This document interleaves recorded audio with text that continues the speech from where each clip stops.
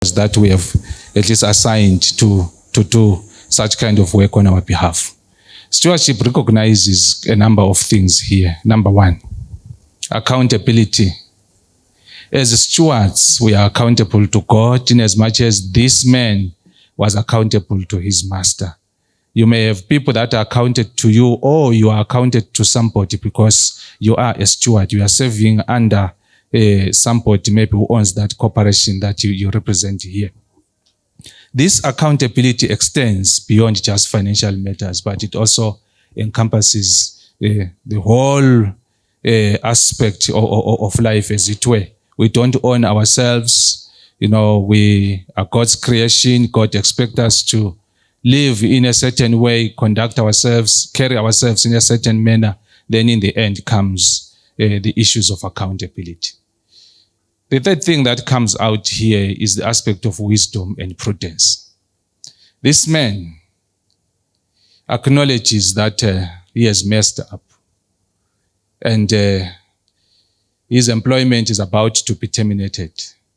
Then that's when now the worldly wisdom that the parable is talking about now comes in. The man calculates, thinks about the future, but he admits certain things, that he is not strong enough to dig out there. And secondly, he is shy. He would be embarrassed to go about begging. So he needed to come up with a plan that will save him from digging and the embarrassment that is waiting for him.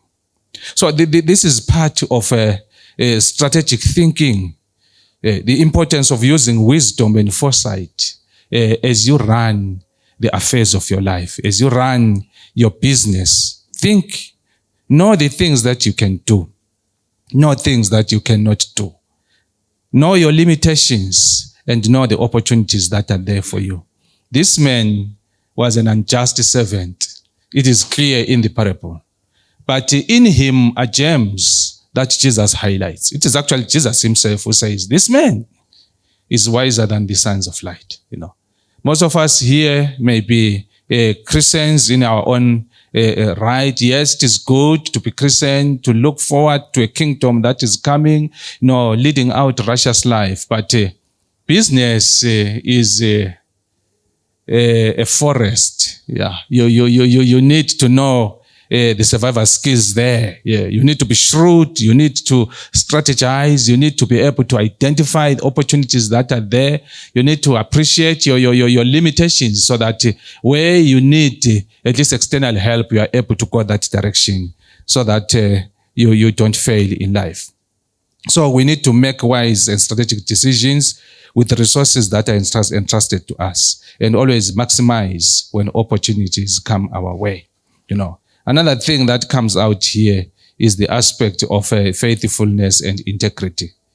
This steward in the parable initially squanders the master's possessions, which is a lesson of things not to do to those of us that are stewards. Of course, all of us are stewards to God, but some of us here are company owners and we have employees. So you need to know that you need to be faithful to God and faithful to those that you are actually serving. So avoid that, because if you are not faithful, then your stewardship will be terminated. But he later takes a decision of action to rectify the situation, realizing the predicament that he was in because of the way he had ordered himself, or the way he had ran that stewardship. But now he needed some kind of way forward. He was willing to take responsibility and act decisively to deal with the situation that is before him. Many business people fail because of procrastinating, because of not knowing the course of action to take, because of not understanding themselves and the space within which they operate. So what we see in this parable, this man, in as much as he was unfaithful, but he was shrewd. He knew himself, he understood the space, and even the predicament that was just ahead of him was clear before him. So he was able to take responsibility and act accordingly. Another point that comes up here is the aspect of responsibility. The steward in the parable initially squanders the master's possessions, but later, taking responsibility for his actions, he does this. As a call to personal responsibility and accountability, we need to acknowledge our mistakes and take corrective measures. We need to take proactive steps to amend. Whenever you had a business idea, to invest this way or to collaborate that way, if that thing goes south, don't sit down on your laurels and begin to wail. Take corrective measures, and take a different trajectory altogether. Because you are in a forest here, you need a radar, you need a GPS, so that at least you can get to where you are going. Again, we need to be wise. This guy was very wise. That's why Jesus commends him. Yes, he is dishonest, but within himself, there are attributes here, there are traits that must be emulated even by the sons of light. That's what Jesus is saying. So he is commended by the master for his shrewdness. While the parable does not condone dishonesty, we need to be faithful, we need to be upright, we need to give the best service and the correct value for the price tag that's put there. It does not highlight the importance of using wisdom and foresight in managing resources. So that one is very, very important. Let us have that wisdom. Let's have the foresight. Yes, you are here today. Where do you want to be in 5 years? What about your business? How are you investing? Are you diversifying? Are you, that kind of a thing. So as a business person, we need to pick a leaf from the sky. We need to exercise wisdom in decision making. We need to seek wisdom. Blessed are you because you know God. Pray to God, seek for wisdom. And you have associations and support systems like this. Put your hand, your head and your ear amongst other gents here. Get to hear how they do it so that in the end you are able at least to navigate and be afloat. Another thing that comes out here is the way this man plans for the future. The parable says he called the debtors. It is possible that this man knew the principle that these people owed. And possible maybe the escalation clause, the interest that was charged. And maybe he had kind of inflated that. Since he was unjust. So that he can subsist from that. So as he says, okay, how much do you owe? I owe whatever. Okay, you take your bill, sit down, rewrite it. Instead of 100, write 50, write 80. The parable is silent about the difference. But one commentator insinuated here that possibly he took that to himself, knowing that, okay, if I'm no longer there, this man will pay what is due to the master. That which was going to be mine as a manager can still be mine, even if I'm fired. You hear what I'm saying? So the man thought ahead to say, I can't dig and I can't beg. What can I do? In his, unfaithfulness, unjustness, but he was also shrewd. He was able to think forward. And here we are now as the saints, full of the Holy Spirit and power, having thinking to the extent that we are of no use here on earth. So we need to learn. If we are going to survive in business, if we are going to navigate with the policies, the tax issues and the like, if we are going to compete well in this space here as a business person, we need to be shrewd. We need to have that focus. We need to be wise. We need to think about the future of this business, the future of our families. Where do you want to see yourself? In this number of years to come. So as business people today, as ASI, as we are beginning to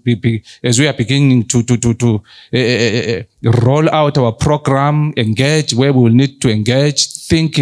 Let's put the thinking cap and think, learn from the sons of the world that are doing well. Let's pick that shrewdness there. So that they will not look down upon Christianity, look down upon religion and faith as if you go that direction, then you become dumb. I think we must be wise because God is on our side.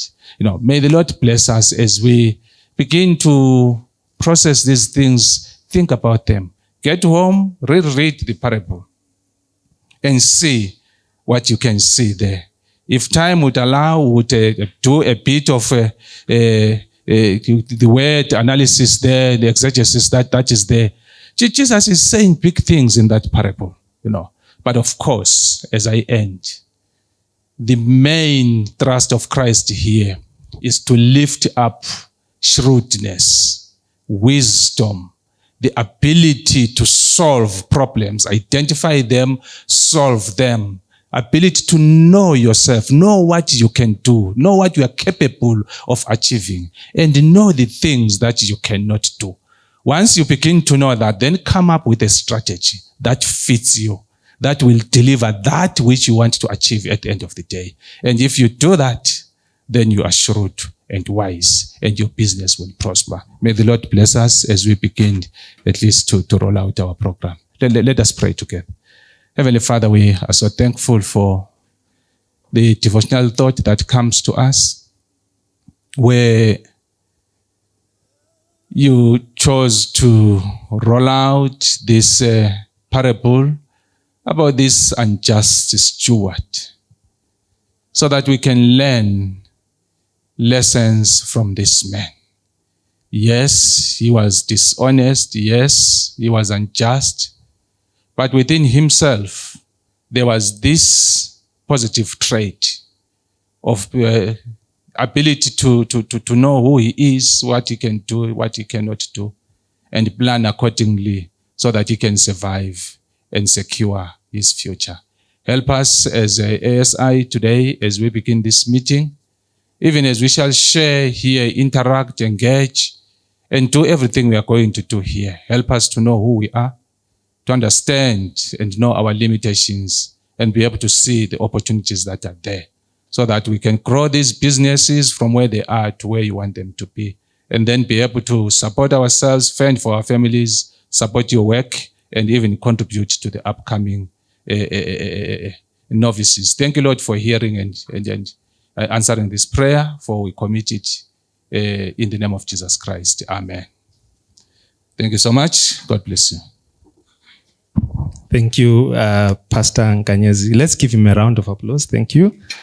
Amazing word that has come to us this morning. He's a pastor in the Seventh-day Adventist Church. So if you are not Seventh-day Adventist and you are shopping for a pastor, are you available? I'm not sure. I think the question is whether you are available to be in his church.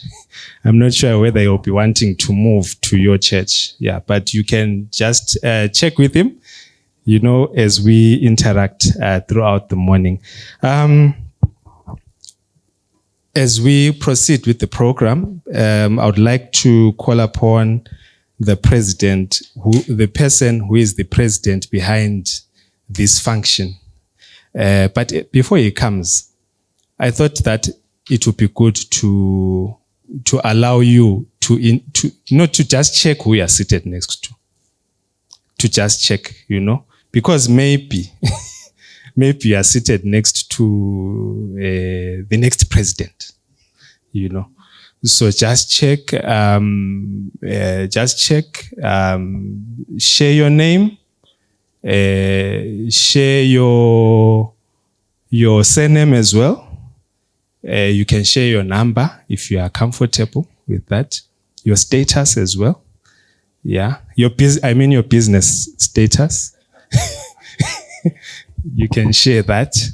Yeah, because you never know who you are seated next to. Mr. President, as you are coming up front, I would also like to just quickly mention the team that is with the president. The president of ASI, Adventist Laymen Services and Industries, not the president of the country. We have the vice president, T. Mushipe. Just wave. Yes. Yeah, you can even stand. It's okay. They want to see how tall you are. Mushipe. Then we have the projects, the person behind the projects Mrs. P. Ngoma, right there. Beautiful smile there, pair. And the person who is in charge of the money, Pepe, he's the... If there's anything amiss, you can see this guy here. He has all the money at the bank, I believe. Tariro Mafumo, she's in charge of membership. And Mr. Q Zondo, he's in charge of logistics. And yeah, those are the people who are present from that committee. Let's support them, smile at them, and work with them. President, over to you. Good morning, everyone.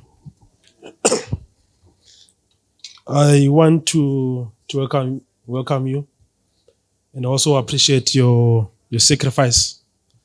On a hectic Friday morning, you took time to be with us, albeit on a short notice. I also want to recognize the church leadership, led by Dr. Ndlovu and Pastor Nkanyezi. All protocol observed. I also want to recognize different stakeholders amongst us: bankers, academia, development practitioners, and business people. And I also abuse this opportunity to also recognize the presence of one of our key stakeholders, Bulawayo City Council. I see they are well represented. For those of you who don't know, Bulawayo City Council is a $300 million business per year. So the CEO of Bulawayo City Council runs a Fortune 500 entity. So we really appreciate your presence. I also note the political leadership of the city. I see my friend Morris. I haven't seen him in a number of years. Feel free. This is your stakeholders meeting. Our mission as ASI is to share Christ in the marketplace through our outreach programs, which include health, education, evangelism, and special projects. In brief, ASI is a grouping of business people and entrepreneurs and professionals who raise money for special projects for the church. Today, we are launching what we've termed an empowerment fund to empower emerging businesses in our region. One of our benefactors noted that businesses from this end of the country are not empowered to play the key role which you want. Hence, this fund was availed to assist them to upscale. I think Elder Pepe will talk more on what we aim to achieve as an empowerment fund. But along with that, we've set ourselves a challenge as a committee to raise $1 million to also target a special group of entities which don't qualify or which don't need this empowerment fund. I believe all of us are here, through entities which we represent, with the capacity to pull our resources together and raise that fund. For example, if 50 of us who are here, through our entities, set aside $10,000, which is not a lot of money, we can easily have $500,000. Imagine $500,000 circulating within our economy. It can achieve a lot. It may sound as if it's a lot of money, but it's not a lot of money. Those in the coal mining business, just less than 10 kgs. So I think in brief, without further ado, this is your stakeholders meeting. For a way we need to network, come with ideas on how we can raise money. Those who've been exposed to road pitches international, this is how banks or funds for projects are raised. Where you call in investors in a hotel in Switzerland, are given 10 minutes to pitch, you come together, you pledge and we raise with $500 million, $100 million. And like I've said, our task today, or for the next 6 months, not much, just $1 million, which is less than 20 kgs of gold. With that, I'll simply say, enjoy yourself, network, mkhulu savings.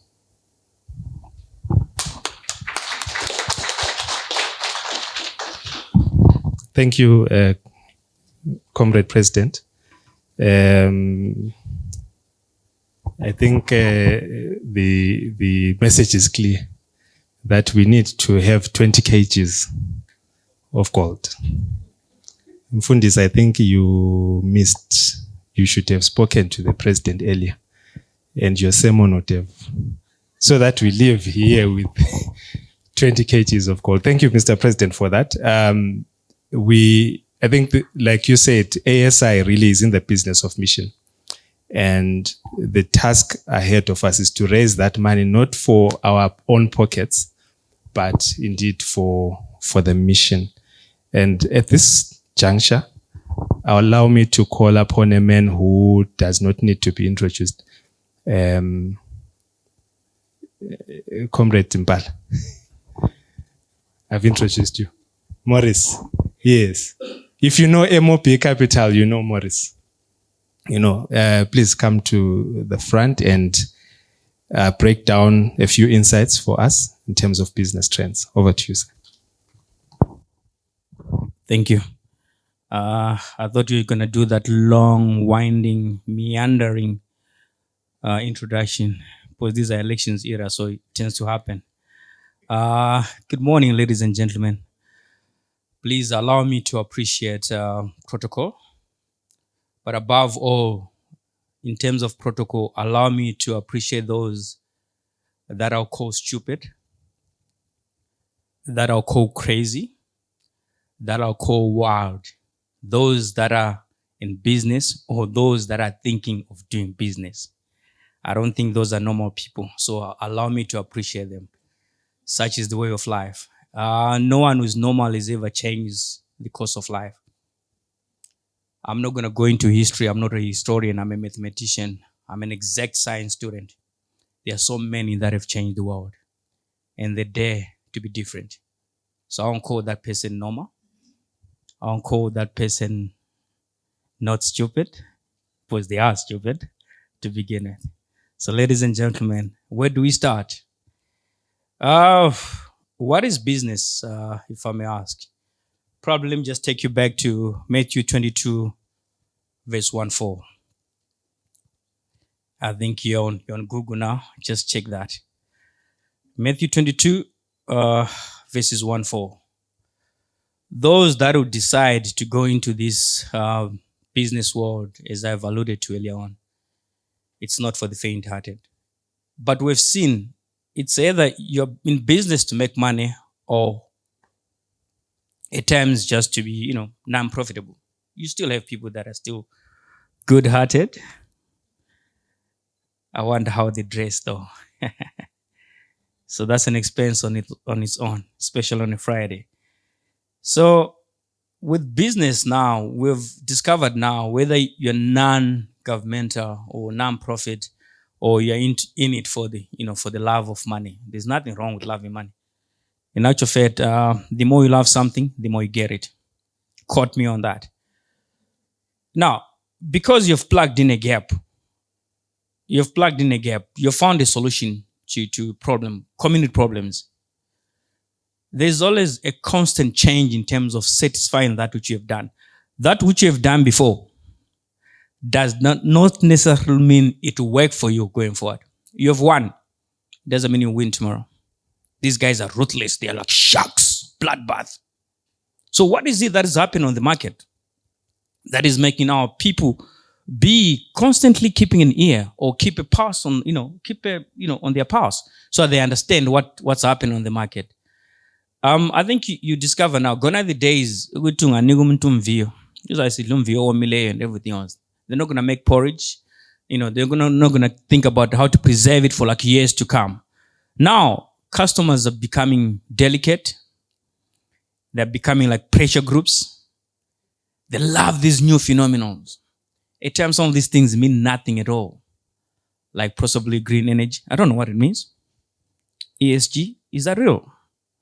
For another Friday under a big mango tree, we'll discuss it. But for now, let's just talk about the trends, what's happening. Everything's dynamic, just like your culture. We used to walk, do we? We used to do all sorts of things, do we? We used to sit under a big mango tree, put your 5-liter container, wrap ugly saga, let the wind blow, let it swing. Proper fridge. You know what it missed? Ice cubes. Unfortunately. Now, what the market has come to be now, you discover there's a lot of remote work that's working. There's no need, you mustn't be like boxed down to where you are. If you're like me, you're from Wange, mining, coal infested, malaria infested, mango infested town, you mustn't now be bogged down by that coordinate. There's a lot of remote work coming in. Now, what does that do? It increases your reach. I think what you might need to do, Bulawayo, I saw Mrs. Mpofu here. It's on record. It's got 600,000 people. Take or give probably 100. So it's between 500 and 700,000. That's not a market to talk about. That's the reason why now we're leveraging. So many businesses are now going through the remote work so that you get as much customers as possible, independent of your location. Because at the end of the day, what you need is money. Ladies and gentlemen, I'm not going to apologize. I'm going to use the word money more often because it's all about money. Whatever you want to look at it, so what? Here's the pastor, so what? Nangu dube, so what? Nangu nesis, so what? Ufunani kahle kahle. Majaivana cried. Fanyana Dube cried. Edwin Hammer says, cried. All in the name of money. It's universal. Whether it's in gold form, like back in the days, or it's in fiat currency, like now, where you use something which you think is money and appreciate is money, so be it. We've got now where companies now, they're going business, they're now thinking of the environmental social governance. Like I said, Elon, is it a fallacy? Is it for real? But at times you gotta be what? Fashionable. Blue jeans were hot. They are still hot. That's why I wore them today. Oh my God. Will they be in tomorrow? I don't know. I need to do a lot of research and development. A lot of guys are just going in there based on pure luck. But a lot of companies are going into research and development. Figures never lie. But lies will always figure. There's nothing that you can do that which is not based on a scientific approach. If you think you're going to be in there, fast and pray, and hope something is going to smile on you, think again. For it is written, those that get helped, help themselves first. I quote. Ladies and gentlemen, let's also think there's also inflation. Inflation is everywhere. I don't want to sound like antagonistic, but allow me to. Zim is highly inflationary. You need to know what's going on in terms of that so that you can preserve your assets, preserve your value so that there's no gnashing of teeth when all of a sudden from $1 million transaction, 20 kgs of gold. I don't know where you're going to keep them when there's so many criminals. I don't know. Stock market, maybe. I don't know. It's debate for another day. Inflationary pressures are too high. You need to safeguard everything that you do. What you do now could be reduced in an instant. I think at the beginning of the year, we're looking at some figures. I'm not quite sure whether they were 1,000, less than 1,000. Possibly now, forward rate, I could be looking at 20,000. Do not quote me. But you're looking at close to 20,000 to the US dollar. That will eat into your profits. That you eat into your idea that you thought initially was mind-blowing, was wow. Now all of a sudden, you're no longer fashionable. You need to change you need to move your kids from one school to the next. You need to change your jalopy. You need to change your drapes. I think people like drawing. People like dressing up. I nearly asked these guys, how do I dress up to this? Because I don't like dressing up. I like my mind to speak for me. If you're going to judge me the way I look, then you've got a serious problem. But it's not my problem. It's your problem. Let's move on. All right. Let's have a look at the other new trends that's coming up, that are catching up in terms of what's happening on the market. It's a very interesting market. Now, there's one thing that you need to look at: exports. Whichever way I look at it, I'm going to look at Bulawayo as an entity. So when you're exporting, you are selling a service and a product without Bulawayo. I think you get my concept. Roll with me. It's a Friday, guys. Everyone that knows me on a Friday, I'm a bit, I've got the energy for days. So I'm thinking, let's export. Whatever it is in terms of business, you need to export from Bulawayo. Because Bulawayo is sitting on 500,000 people. I don't know how many adults you can conduct their statistics a little. That can show you that which you are. Because at times, which was a 10 sound over like million, go Bulawayo, and it's less than 1 million. So already dead like a dodo. That's what these guys use. So these are some of the issues that we need to do. There's one thing that's coming onto the market now. There's ICT. Ladies and gentlemen, just like I've told the youth, your youthfulness is immaterial until you leverage on it. It's like ICT, it's like ICT. Then what? So what? I'm from Binga. So what? You leverage on ICT. There's now 5G that comes onto the market. There's AI. I'm not quite sure whether it's going to help you or not. When my neighbor is adopted as all the AI, your chat group and everything else, they're also using 5G. But it's now when you leverage on those ICTs that you'll be able to make your work life easier. Maybe you're reducing the cost of doing business, or you're increasing your reach, or you're being smart and asking your chat thing to be able to do something for you. Or your 5G now, you can, be able to reach your markets as much as possible. You can be able to communicate as much as possible. Then there's the other issue, which is a double-edged sword: social media. You can leverage on it, or it can bring you down. A lot of guys are selling nothing. They go into social media, it becomes a product, or it becomes a service. So we need to leverage on that. That's the new trend that's going in. Whether you like it or not, you gotta be tech savvy. Gone are the days when, you need to go there. Baba doing things is in Lizam. There's a lot of packaging that's happening. A lot of guys are packaging themselves. That's the reason why I call myself Mr. Brown. Everyone knows Mr. Brown than my government name, Maurice Impala. Because I've packaged myself that way. And guess what? I'm confidently arrogant about it. And I'm not going to apologize. Get that? Or hit the highway. That's me. I'm pushing that arrogance. You need that confidence. But now, are you going to survive? If there are sharks in the world, you need to adapt or die. One guy is moving his goods and services today. There's bigger competition. And then what happens? I heard earlier on when the other speaker was saying that whoever initiated the fund just decided, they always lag behind. Right? Let's start that. But guess what? I'm going to come again. God willing. 2 months from now, I'm going to interrogate. And Baba, do it. I know you're the president. You know how rough I am with questions. And there's nothing that you can do about it. I'm entitled to it. We sat there on a Friday, sunny Friday, 34 degrees Celsius out there. We spoke about it. We started. Did you adapt? Or we dead? And for crying out loud, everyone else is here, according to our statistics, you're all dead. So we're doing for the future, not for you. Let's leave a legacy. I want to ambush. Life is too short. Too short for what? What's longer than living, if I may ask? Legacy, of course. Because we need to leave the legacy. Because most of you guys here, you're dead in terms of the statistics of Zimbabwe. You've outlived yourself. So now we need to leave the legacy. So don't think about yourself. Think about the future. A black person, sorry for being racial, Pastor. A black person does not think beyond one season. Insulting as that may be, you might not like it, but the fact still remains. We do not think about 20 years from now. I heard below is 300 million. 300 million. I can't like Facebook, Imalin.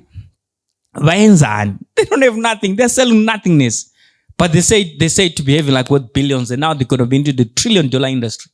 The trillion that we know is in terms of a piece of paper that was once printed. It doesn't make value. So that's what we need to look at. We need to be bigger than that. We need to be bigger in terms of whatever we're doing. So we need to adapt all the time to be able to do what we need to be done. Because whatever saved us then, we don't need to do. You guys, you've got your spiritual advisors. You've got your physical advisors. You've got your legal advisors. You've got your emotional advisors. But for all the things that you need in the world, you don't even have a financial advisor. Uzoithola njani hlele khoneni ungela advisor? How do you go about it? Businesses are getting proper financial advice. Look at these DAO guys, the Facebook guys. That guy was not sharp, guys. That's why he dropped out of college. He dropped out. Then what does he do? He went and picked up all these sharp kids from college, brought them in. Now where is he? Very soon he's going to be getting a couple billions. For what? 20 years down the road? 20, 40 billion. That's what happens. We need to be able to do that. We need to be able to do that. Because you need an advisor, someone that understands what you're doing, whether it's legal, otherwise, you've got all the advisors that you can think of. Even your confidantes, your women, your male friends, but you never want to accept that as big as you are, you need an advisor.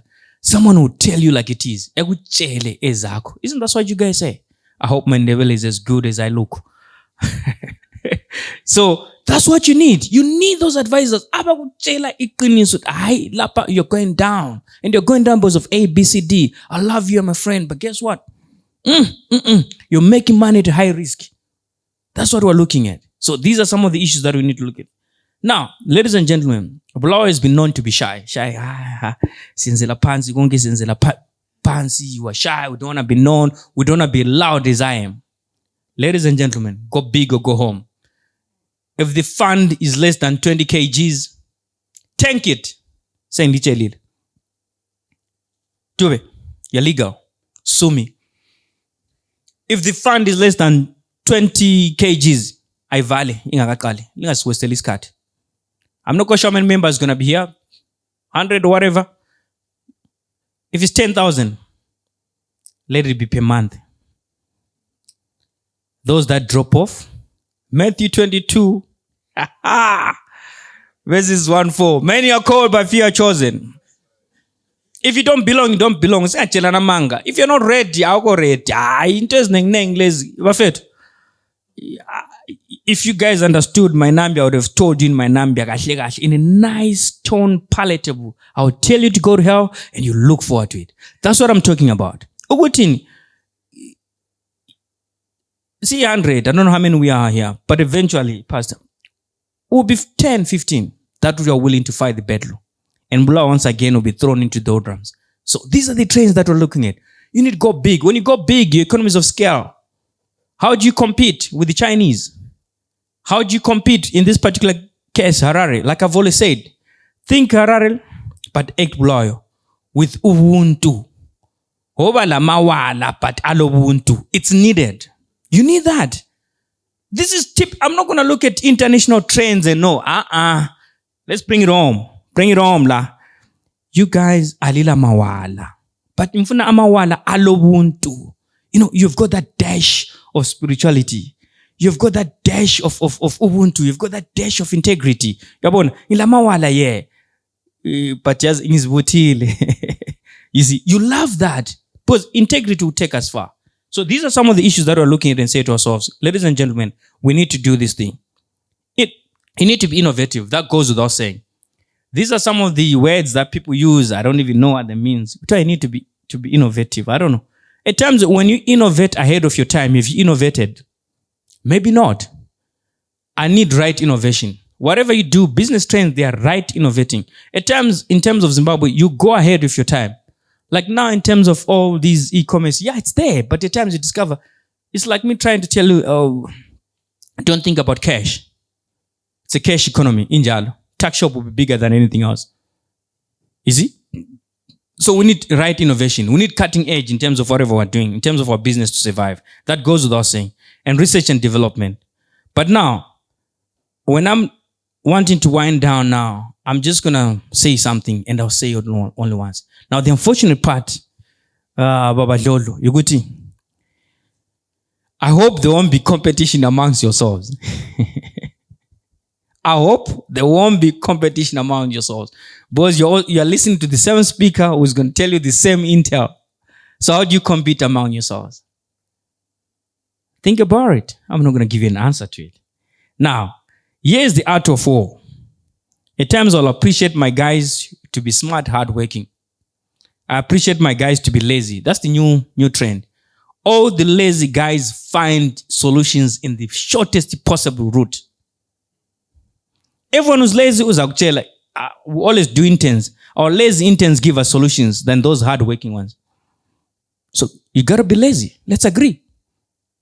Let's be lazy. Let's agree. Ladies and can I get an amen?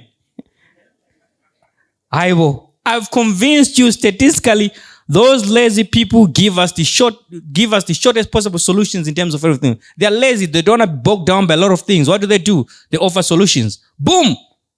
And the solution, it's money. Until land money. So, why do you want to work hard? For what? For who? Utukukanye. In science we say work done zero. Uyabukambile wapoto uyelendlini. Ya uyenzile upotile wayenza isikhatholo saphela but okusalayo distance or travel it's zero. That's mathematical. Science about it. Don't hate me. Hate the game. That's the name of the game. Now, there's one thing that I'm going to ask you, ladies and gentlemen. This is highly political. I know you don't like politics, but I'll introduce it, Pastor. Excuse me. No, don't excuse me.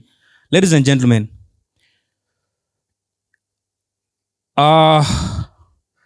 There's what we call a spider web concept. Amongst yourselves, how much are you worth? ASI is a branch of a division of a certain faith. I don't want to go into details. I'm political now. How much do you think you're worth? Why do you give me the money before you give Udlolo? Or give Umpof or give Utuwe? Why does that happen? Are you happy to see your fellow SI going down? Ucela kuba nisawuto. First, assuming my level is very sharp. It's coming up. I'll get there. Why do you guys, we've got 100 people here, we've got, I don't know how many businesses are there, there's everything you can think of, but why do we look outside? What's there outside? If you want this thing to grow, we need to appreciate each other. There's need for, like we were saying, to pitch and let's give each other businesses. And at times, business is just information. Information is power. We're in a world where it's information. You need to look information. You spend more time on WhatsApp. Young or old, you're always on WhatsApp. How much money are you spending on WhatsApp? But you're not spending it to be able to increase in terms of your business acumen and everything else. So that's a wasted data if you ask me. Ladies and gentlemen, I'll ask you one thing. Before you come out of SI, before you think of anything outside SI, look around you. Is there one of my members that's doing that service? And mark my words, if you find somebody that's going to go outside SI, bring them in public, stone them to death. Bring them in public, stone them to. I'm political about this. I'm not going to, ladies and gentlemen, look at your fellow guys. I'm not going to mention faith or religion or races. I'm fooling. But I'm saying, look at what happens. If you think in Bulawayo, let's do Bulawayo. That's the basic thing that we need to do. So these are some of the trends that we need to look at. Actually, if you want to change yourself first. So that is what I'm going to leave you with you. But there are three things. There have been always these business trends and everything else that we talk about. But there's one thing that has stood the test of time. Networking. You can't forgo networking. Every time you need to come in here, refresher courses, do what needs to be done. But there are three things that people have survived in business. It is just there during the times of Abraham. It was there during the time of Jesus Christ. It was there after. It's still there up to now. There are three things that as business guys will never change. Whether they're trends or whatever you want to do it, it's three things. One, it's integrity. Then number two, it's integrity. Then number three, it's integrity. Of course. No matter how much money you make, how much you make it, please be responsible at any point in time. You will be rewarded as much as possible if you uphold the values. You need to belong to something else. You need to fear something else. You need to be afraid. You need to be able to make your money in the most responsible manner ever there is. That's a trend that will never change. Even if we are gone 100 years from now, they'll still preach it. So that's one thing that we need to do. It's all about integrity. Whatever you do, it's integrity. The association, it has to have integrity. Abantu, it has to have integrity. And unfortunately, we can't teach that under any other school, under the sun. Thank you, ladies and gentlemen. My name is Ms. Brown. Thank you. Siyabonga, Mr. Brown, Mr. Arrogant, Mr. Cash Talk. Lizizwele lonke ukuthi Mr. Brown. I know Mr. Brown from Cash Talk, Mr. Arrogant. Siyabonga. Thank you. We'll invite you again. But when we invite you, I don't know about the stoning part. Yeah, we don't know. I'll tell you. Allow me to invite Mr. Mshipe, the Vice President of ASI, to give us a few words. He traveled all the way from Eprichini, Bridge. I'm not sure. Did you fly? Yes, yeah. He was he was using a dangerous speed. Welcome, Mr. Mshipe. I was getting authority from my president to talk to you. Good morning, everybody. As I was seated there, a dreaded man came to me and whispered to me. I gave him a positive answer, but I can't share with you what we spoke.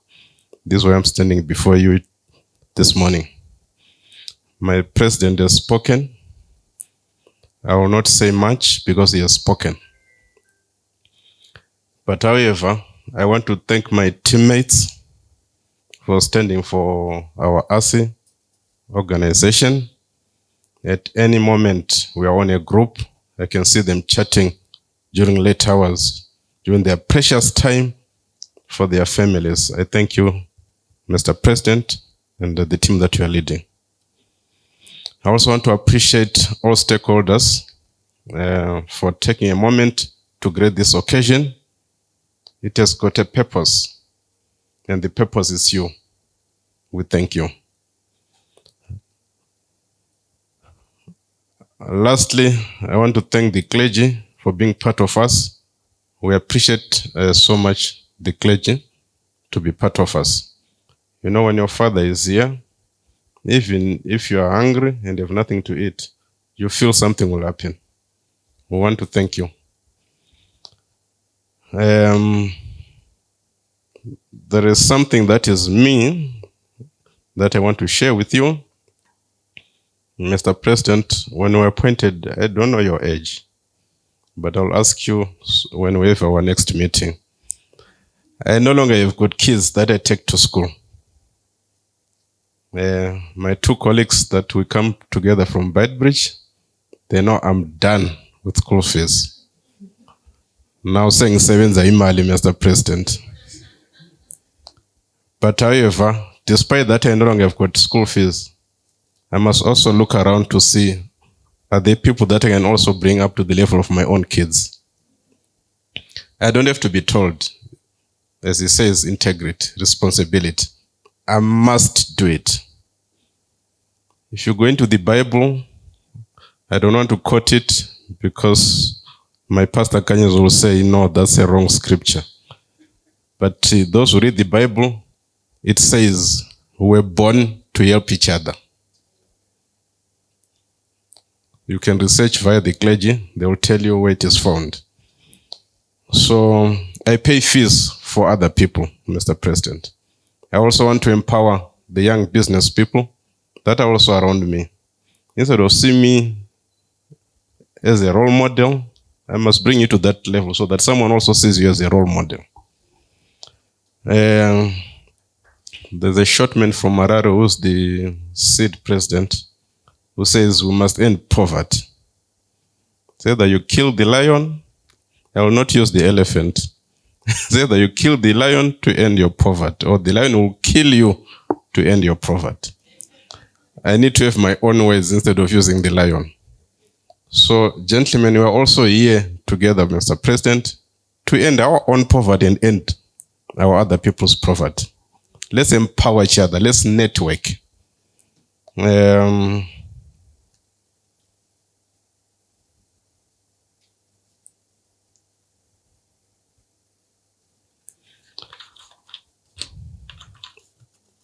I think with those little introductory remarks, I won't say much because my president has spoken. Mr. Director of Ceremony, I thank you. Thank you. Thank you so much for those words. We must kill the lion before it kills us. Thank you. We are now at the point where we want to launch the Empowerment Fund, and I will invite the Director of Finance for the ASI, Mr. A. Pepe. May you please come to the front. You can clap for him. Give him courage. Yeah. Thank you, Programs Director. Ladies and gentlemen, some of us grew up in the church. We've never been involved in public events. So if we try to observe protocol in its order, we may mess things up. So I will just say all protocol is observed. I'm given a task that is meant to be the easiest, but maybe is the most difficult, because I'm meant to help us appreciate why we all gathered in this room. The first thing I will say is, so my presentation will be in 3 parts. I'll give a bit of a background, maybe that leads us to be here. And then I'll talk about why we are here. And then in the Adventist church, we are told that when you are given an opportunity to speak, you don't end your presentation without making an appeal. So at the end, I'll make an appeal. So a bit of background about ASI. ASI was formed in order to support mission of the Adventist church. It was formed by a group of Adventist business people. When they looked at the way church programs were supported, they realized that the money that the church collects in terms of tithes and offerings is all gobbled up by administrative issues that the church has got to do. There is very little that is left for mission programs, for mission projects. If the city council were to approach the Adventists today and say, in Bulawayo, we've realized that we need another hospital in the magnitude of Mpilo, the church may not be able to raise enough funds to do that. So businessmen then came together who were Adventists and said, how do we then help mission? So they would come together, share their business ideas, help each other on how to run those businesses. And after that, when their businesses are operating and they are profitable, they will then meet towards the end of the year and say, gentlemen, as you were running your businesses, how much did you raise? We raised so much, we raised so much. They put money together and they fund various mission projects. So this has become a tradition. Every year, businessmen would meet. They meet annually in America there, and they look at projects that they want to do. And then they say, okay, for this year, we are going to help the church with projects worth 2 million. Amongst us here, how much money do we have? People make their pledges. They count the pledges. Normally, they would raise more than what they are looking for. Now, we then adopted that in this part of the world and said our church is struggling with the mission. We are now maturing in all aspects. were even maturing in terms of relying on funding coming from those parts of the world. Now we want to fund our own things here. So businessmen then gathered and we co-opted this ASI thing, took it as it is, and started running it. But then Zimbabwe happened. So when Zimbabwe happened, when businessmen gathered to find out amongst each other, how much can we contribute towards mission? There was very little, if any, that they could contribute. So our predecessors, those that have been leading this association before, they then gathered and said, how do we take ourselves out of this situation? And then they came up with an idea that let's put resources together, have a revolving fund, a fund that will give to our members to run their projects, because they looked at the Zimbabwean scenario and realized that our economy is not liquid. If you are to help a businessman in Zimbabwe, you don't help them with an idea. An idea will not do much for them. If you give them a once-off, maybe overdraft, it might not be enough. So amongst the business people, they said, instead of us starting with funding projects, let's see how we can help each other. And then they came up with a fund, an empowerment fund. It's a revolving fund.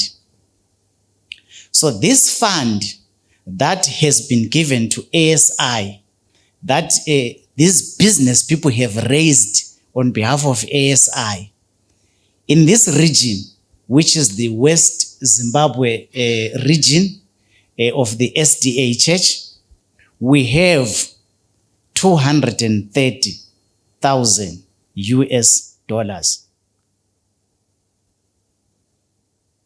So this is the money that our local business people here are going to apply for to the association, and the association will roll it out to each member.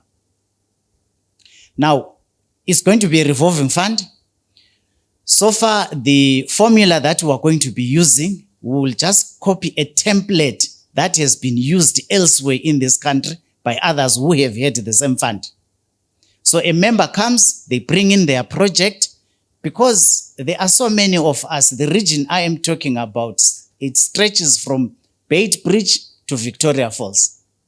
So you will appreciate that there are many people that we have to be helping. So some of the businesses may require capital injection of amounts that are a little bit big. So we are going to start this fund by concentrating on the SMEs, because for the SMEs, if we give one SME $3,000, we have given them a lifeline. They go and order stuff. We give them a grace period of about 3 months. They use the money. After 3 months, they start paying back in the next 3 months in equal installments. When they have paid back, we then bring in another person, give them similar amount. They also go and do their activity.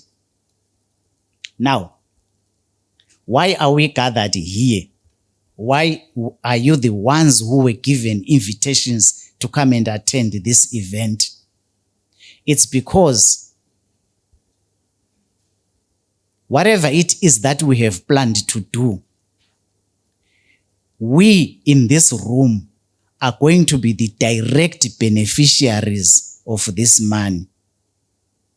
There is 230,000 that we are ready to roll out.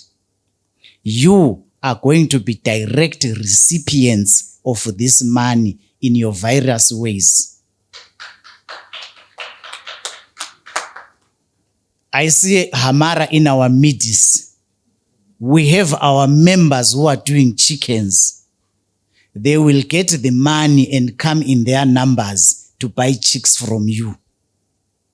I see banks in our midst here. We have our members who have accounts with you.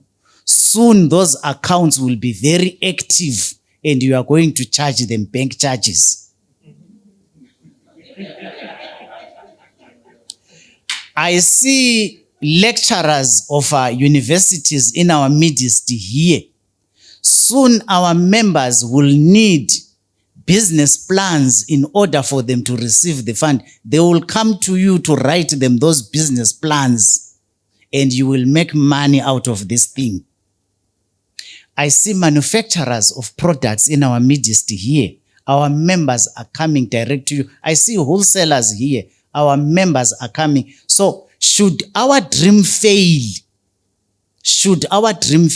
what's not going to fail is that in our midst here, people will eat the 230,000. If they fail to run their projects profitably, at least you guys, you will receive the money. Now, here is the appeal. Since you are direct beneficiaries, our vision is that 230 is not enough. Let's grow this fund. The president mentioned that all of us here, representing various organizations, if we came up with 10,000 each and put it into this fund to augment this fund, we will leave this place with 500,000. There is already 230. We raise 500,000. Imagine if we have 730,000 circulating within our region, what it would do to us. You may think that for you to donate 10,000 into this fund is going to be a lot. If you give us 10,000 as Amara, I'll talk about Amara because I also do poultry, and Amara is my supplier of chicks. If Amara puts 10,000, it means that amongst our members, there is someone who will be able to come and buy chicks from you every 6 weeks.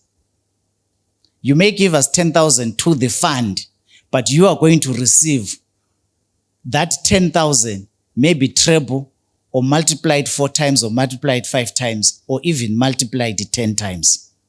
So you will not be benefiting the fund, you will be benefiting yourselves. So as we are here, if we contribute and augment this fund, we will be helping ourselves.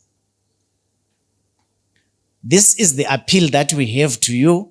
You are beneficiaries of this fund. We have big dreams of how we are going to be implementing this and how we are going to run it and how it will help us. We are not planning to fail. We are planning for this thing to be a success. And we've invited you here to say, let's work together and make this thing succeed. There's a speaker here who spoke about Harare. People from the East, when they look at us, they always see us as failures. They always see us as people who are too slow. They always see us as people who cannot do things for ourselves. We have a lifeline through this fund to change the economic atmosphere in our region. Let's take advantage of it. It is something that is possible. It is something that we can do. It is something that we can easily achieve if we all work together as a team. This fund is not going to benefit individuals. It's going to benefit all of us. And if we work together, have that vision that we share, we will be able to all come out of this thing different. We will be able to have a different region than other regions. When we look at the economy of Zimbabwe, most things that make real money are from our region. But our people in this region don't show that they benefit from things that happen in this part of the country. So through a fund like this, which is going to empower emerging business people, we will be able to help our people also grow in line with the economic activities that are taking place within our space. So our appeal is that let's join hands and work together. Already there is almost $250,000 US that is at our disposal. Let's grow it so that through it we will be able to do better things. there are some of our members who run medium scale to large corporations. From this fund, there's very little that we can give them. There are some that would want to be aided with $100,000 with $200,000 So we will need to grow the fund so that we are able to take care of everyone who is within our economy. In order for us to do that, we need you to come and help us come on board. But what is most important out of all this is that we need to form partnerships that benefit all of us.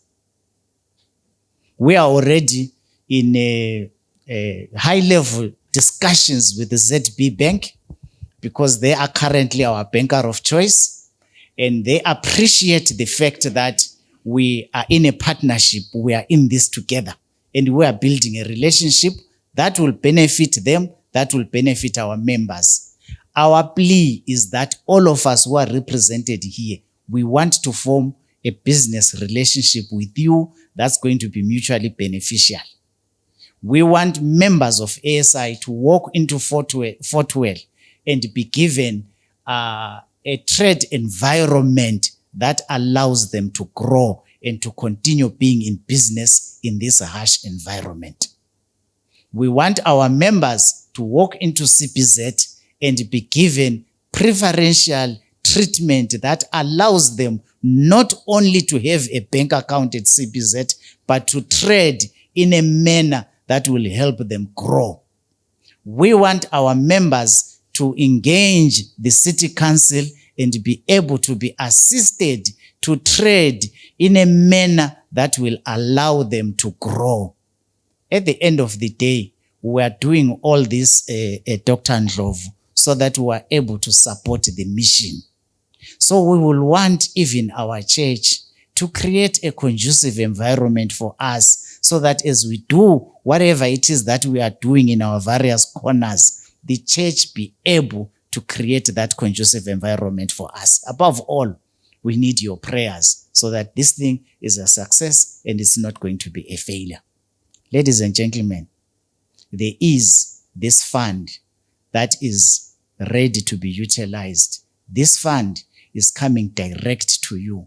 From here, we will come and knock at your doors to seek partnerships with you, partnerships that will help us grow. And when we come and knock, we are humbly asking that you give us receptive ears and we form those mutually beneficial partnerships with you so that the launch of this fund, it becomes a success. Whenever a good thing is about to happen, there are always things that come our way and try and distract us from succeeding in what we are doing. We know that many hurdles will come on our way. Many things will trip us so that we fall. We ask that you be our partners, you hold us and don't allow us to fall. Help us to keep moving, keep succeeding, keep building our region so that we also become an economic force to reckon with within our country. We believe this is doable. We believe this is possible, and we will only achieve it when you help us, when you stand with us, when you assist us with everything that we'll be doing. Ladies and gentlemen, thank you very much for lending us your ears. When we come to seek for those partnerships, we ask that you hear us. Thank you.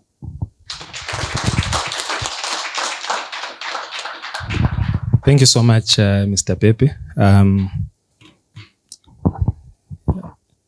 I was carefully noting those who were nodding their heads as you were presenting. I noticed, so we really appreciate ngibonile la uNesisa laphana ubengani so we really are looking forward to that support, and because the finance man has spoken, the banks, we really like you as well. I want to recognize you and say we support your businesses very much and we're looking forward to your support. And on that note, allow me to call upon a representative of ZB Bank, Mr. Chuma. May you please come and address the floor. Uchuma nguyo obambileyo ngale, nguyo, he's the one who is holding the ropes. AZB Bank, is it the one as a Belmont? Yes, yeah. Nguyo obambileyo intambo. So if you need anything at ZB Bank ngale, please, Limbone, he's been very supportive to me as well, and I know he's going to be supportive to ASI. Thank you. Thank you very much. Good morning, ladies and gentlemen. I feel so honored to speak in front of the clergy. I've always said this whenever I address this kind of a congregation. If you're addressing a congregation of this nature, despite the fact that you are talking about money which is needed by everyone else, the most important thing now is to recognize that we have the custodians of our lives here. So we say glory be to God before we look for money. Yes. My name is Nhlonipho Chuma. I'm from ZB Bank. And as our finance chief has spoken here about the muted partnership between ZB and ASI, I want to reveal something to you today that is a bit of a surprise though, but it was always coming to you. Yes, I realized that this initiative is very noble and it requires us to take it very, very seriously. So as a person who grew up here in Bulawayo, I know a lot of you will be saying to Mfana Kalulama and so forth. It's fine, yes, Mfana Kalulama. But I then decided to take the struggle to the next level so that we have a fruitful partnership. Today with me here, I brought my general manager for the bank. Because I decided that no, this struggle now needs to go to a level higher. So we've realized that many a time businesses that are operating in Bulawayo here are headquartered in Harare, which is logical being the capital of the country. And that creates a lot of sort of like red tape when you are making decisions of a high magnitude, because they have to take time to be referred to the other side of the country. But as a bank, we have sat down and realized that we need to empower Bulawayo and grow it. So the bank has actually decentralized the general management office to the three regions of Zimbabwe, which is the southern and the northern, then Harare on its own. So for the southern region, I've got here with me Christian. I will ask him to stand up. He's our general manager for the southern region.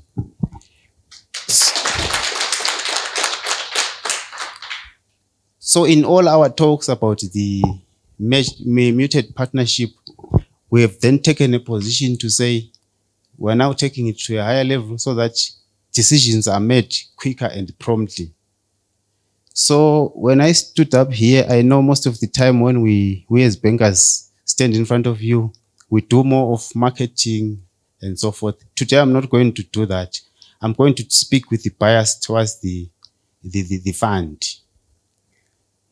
Yes, the treasurer spoke about, in the church, we don't say finance directors, we say treasurers. So forgive me for that, I'll be using them interchangeably. The treasurer spoke about the fund stretching. I'm sure the amount that was mentioned here, it's not much to uplift us as Adventists and the business world in general. So we need more to that fund.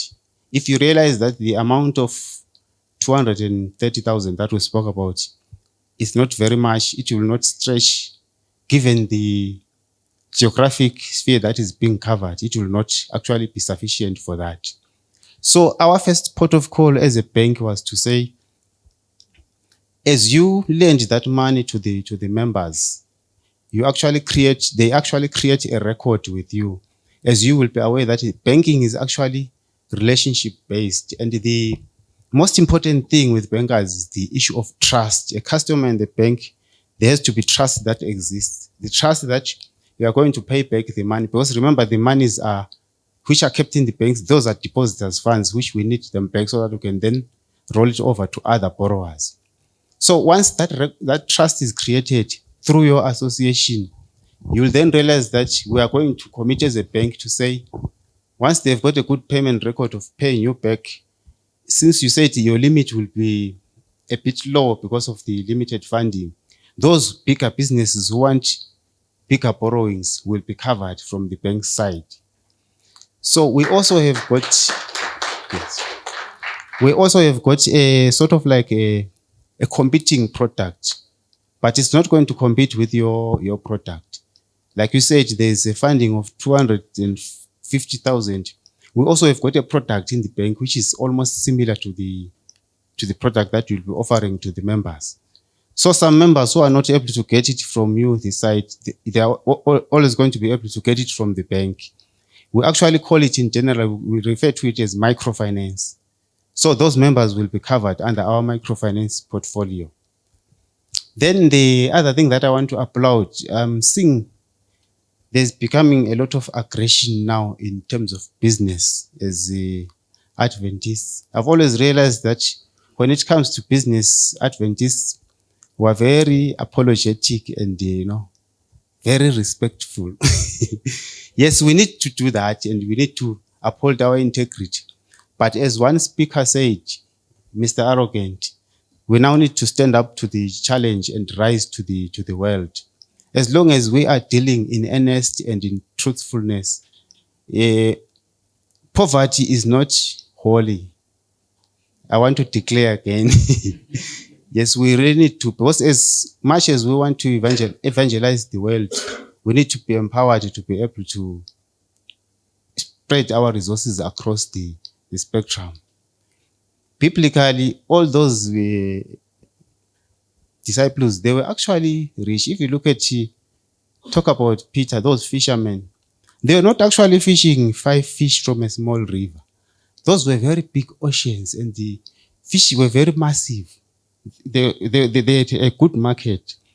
So those were the versions of big businesses at the time. So that's a demonstration that we have to also go big. So I want to challenge all of you and actually undertake here to say we as ZP Bank are going to support this noble initiative. And behind the scenes, we are also going to engage the leadership. And thank you very much for inviting us here. We've always been interacting and they've been very receptive to the business ideas that we share with you guys. And also we have also offered some bit of products to the potential borrowers of the fund to say we are going to avail there are some funeral policies, insurance products, and low-cost accounts. We are going to discuss those in details as we engage the executive. I think for now, I say thank you very much, and we shall ever meet and develop this noble initiative. Mr. President, thank you very much. He has been nagging, Mr. President. It's very good to have I'm not saying older people are not energetic, but young people are very, very restless. And each time I look at my WhatsApp, I could see this, do me the advocate. Then I say, yeah. Now work has started. It's a very good, it's just like in our family setups, my youngest child gives us a lot of pressure. Asking for this and that and that. Such that when she's away for a day or two, it's very, very lonely at home. So when you keep quiet, it's very lonely at the bank. Please continue nagging. I thank you very much, all of you. Thank you so much, Mr. Chuma. At this time, we'll have our plenary. So if you have questions and comments, this is your time. The questions are directed at the people who spoke, excluding me. Okay. Yeah. I don't have any answers. So yeah, so now is your time to ask and comment. Yeah. I was thinking that as you are thinking about your questions, I thought to Mr. Chuma was going to announce that the fund ZB is now putting like 500,000 I thought you had said you are going to announce something. This was my thinking. Yeah, this was my thinking. Yeah. Yeah. So something along those lines. So if there's anyone also wants to just add, 100,000, yeah, yes. Yes. It's just a question. I'm realizing that the business is about science. And the people that are going to benefit. I don't know whether we've done the feasible study to find out, or we are going to do. It's just a suggestion to say it's very imperative that we do study, scientific study, business scientific study on those that will benefit from the fund, lest we go the obvious way. Right, thank you for that question. And it became a contribution. I don't know if we want to respond to that. Yeah.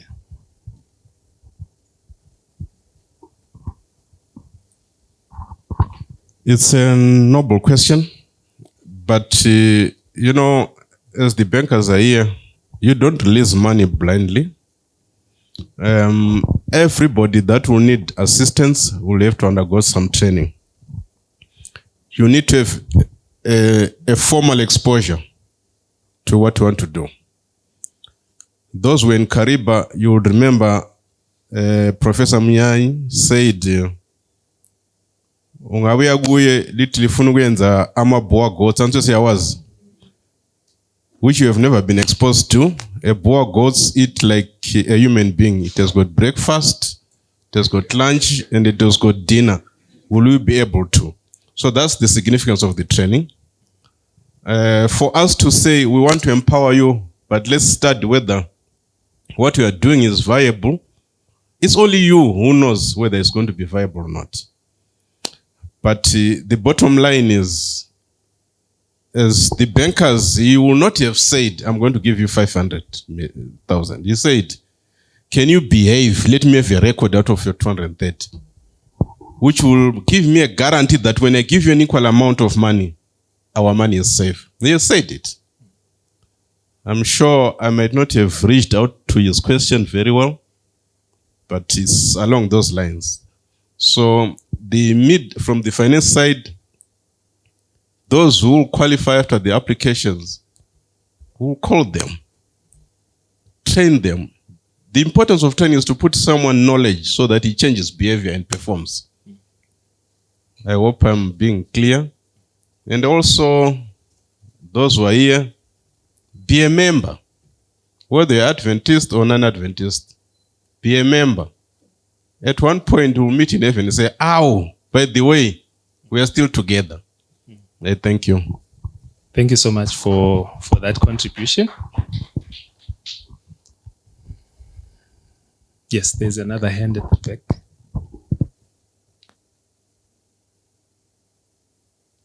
You may please introduce yourself as you are making your contribution. My name is Maxwell Ngwenya. I'm from Bybridge. I'm with the vice chairman there, the vice president. Yeah.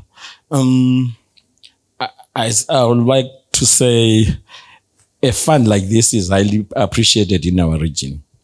I've always looked at Zimbabweans in South Africa. As I'm a business person in Bybridge, right? So I pick up opportunities. I look at Zimbabweans in South Africa and look at the statistics. And it said we are plus or minus 3 million Zimbabweans in South Africa. And I've always joked and said, if all these guys could contribute maybe 100 rand a month and come up with a fund in Zimbabwe, we've got so many opportunities, and then they do something. I've always said there's massive opportunity for those guys to invest here. But thank you very much for coming up with the fund. I want to suggest that maybe for the fund to grow to be meaningful, as you choose the beneficiaries of the fund, I've noted that it's always good and proper, and it works out very well, and the fund be very successful. If maybe, suppose somebody decides, say, I'm doing layers chickens. Let's have a working relationship. Hamara is here. A working relationship, as you train them, also attach them to what? to Amara to assist on the training. If you are attached to Amara, Amara is assisting you get the markets. We have given you a fund. How then can you fail? There is no way you can fail. So I want to say, let's have a mentorship. And again, as members of the SDA, most of us are business people. Let's have those that are going to access the fund. We work with them, we assist them, ensure that they are successful, they pay. I think I've heard about the Asian guys, that there is what they call the wealth fund. Maybe from their oil, they reserve something, and then from that, they assist their people to get into business. This is a small beginning, but it can help us to grow and be a recognized people, and we take up our opportunities. I've always argued that there are just too many opportunities in Matabeleland. You talk about Beitbridge up to Vicforce. The opportunities are just too many. We don't have to be having all our kids going overseas, going to South Africa to look for employment. The opportunities are just too many. And look at the things that we're importing from South Africa. These can be done. We're importing eggs from South Africa. Why don't we produce enough eggs for ourselves? The opportunities are just too many. Lastly, I would like to say, I picked up an opportunity when the bank guy was presenting. ZB Bank, I had expected now that there is a fund of 230,000 that has come up. I would have expected that we say, we are also matching you with 230 and make our fund 460,000. And then from there we say, maybe our limit can be 7,000 years. And then we benefit a lot more people, and then from there we grow from there. I'm very positive. This fund is going to make a meaningful change in our lifetime. Thank you very much.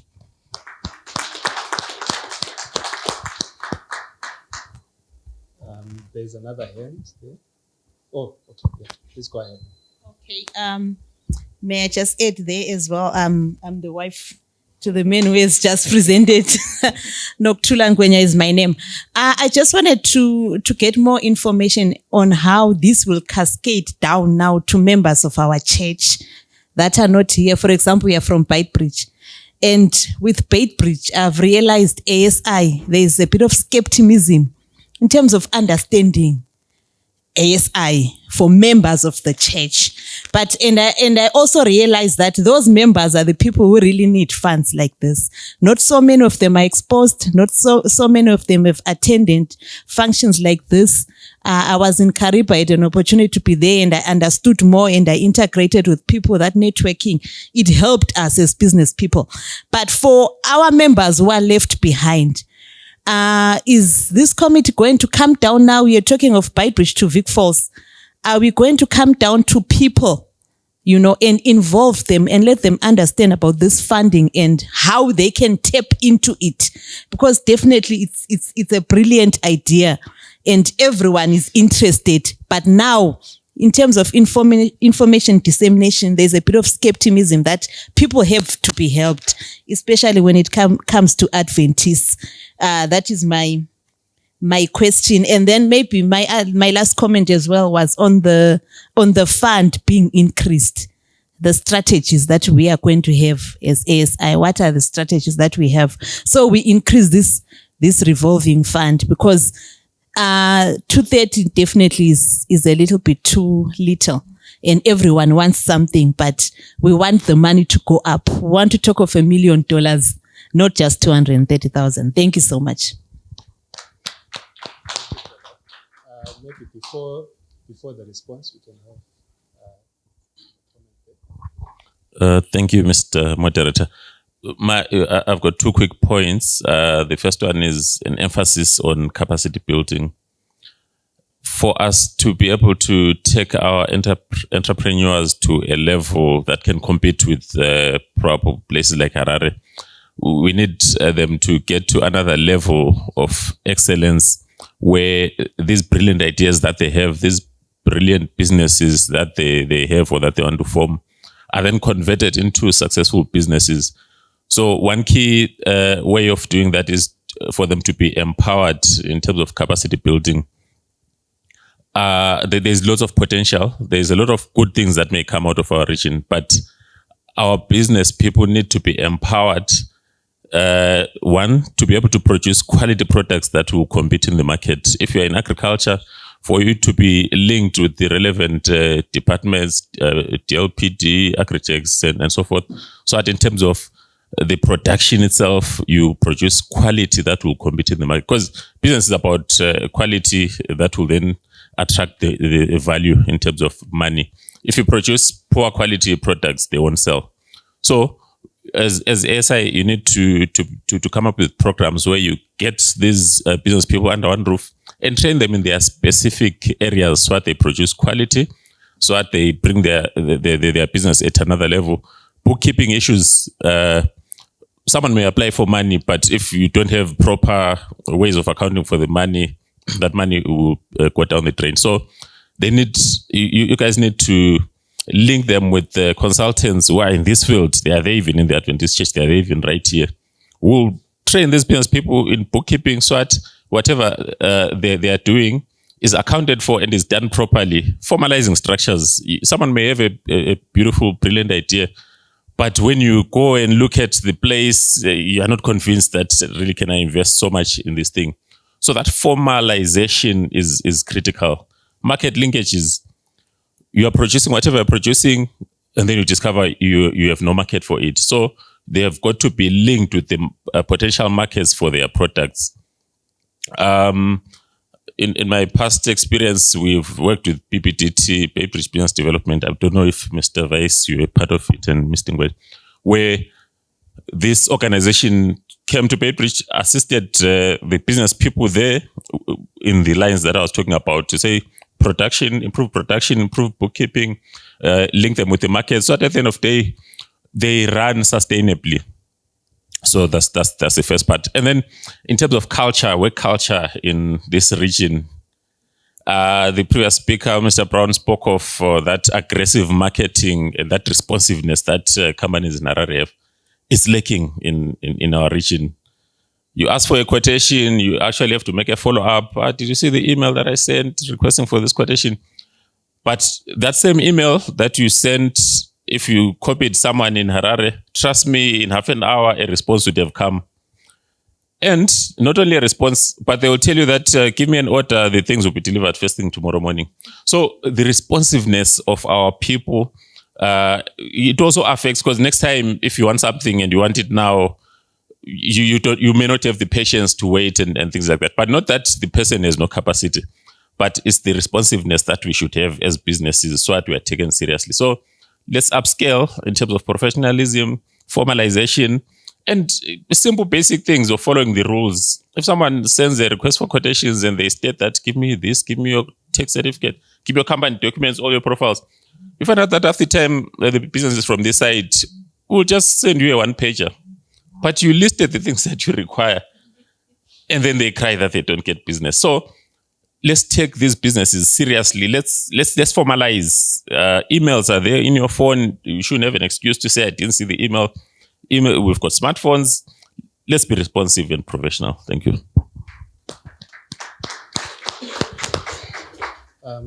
Maybe can we have all those who want to speak so that we can round up and have a vote of thanks? So I'll give you numbers: 1, 2, 3, 4, 5, 6. Number 1. All right. Thank you. Thank you very much. It's a noble cause, and I'm sure a lot of people would like to participate in the fund. My organization, I don't have the final decision, but I'm sure before they commit themselves, I'm sure they would like to know 2 things. The first one is, what is the rate of interest? You know, I'm a former banker myself. Actually, I used to work for ZB Bank. And I know so many SMEs who were sunk by some of these funds because the interest rate was just too high. It was not sustainable. Even corporates maybe could not even sustain such loans with such high interest rates. So number 1, I'm curious to know about the rate of interest. And number 2, when you start rolling out this fund, I'm sure there's going to be a loans committee. I'm curious to know about the background of the people who are in the loans committee. Are they all SDAs? And if they are all SDAs, already there's a problem. Because people, how do we know? How objective is the loans committee going to be when someone from the Baptist church or from Methodist church comes to apply for the loan? How objective are those people to be? Are they going to give them the loan in the same way that they are going to maybe assess the business plan coming from a person who is an SDA? Those are my two questions. Thank you. Thank you. Number two. Thank you very much. My name is Nikki Moyo. I'm with a consulting firm called DIT Capital.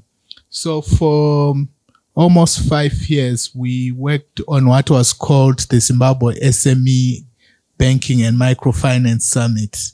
And we hosted that consecutively for 5 years between 2013 to 2017. We hosted that with collaboration of Reserve Bank of Zimbabwe, as well as Ministry of SMEs.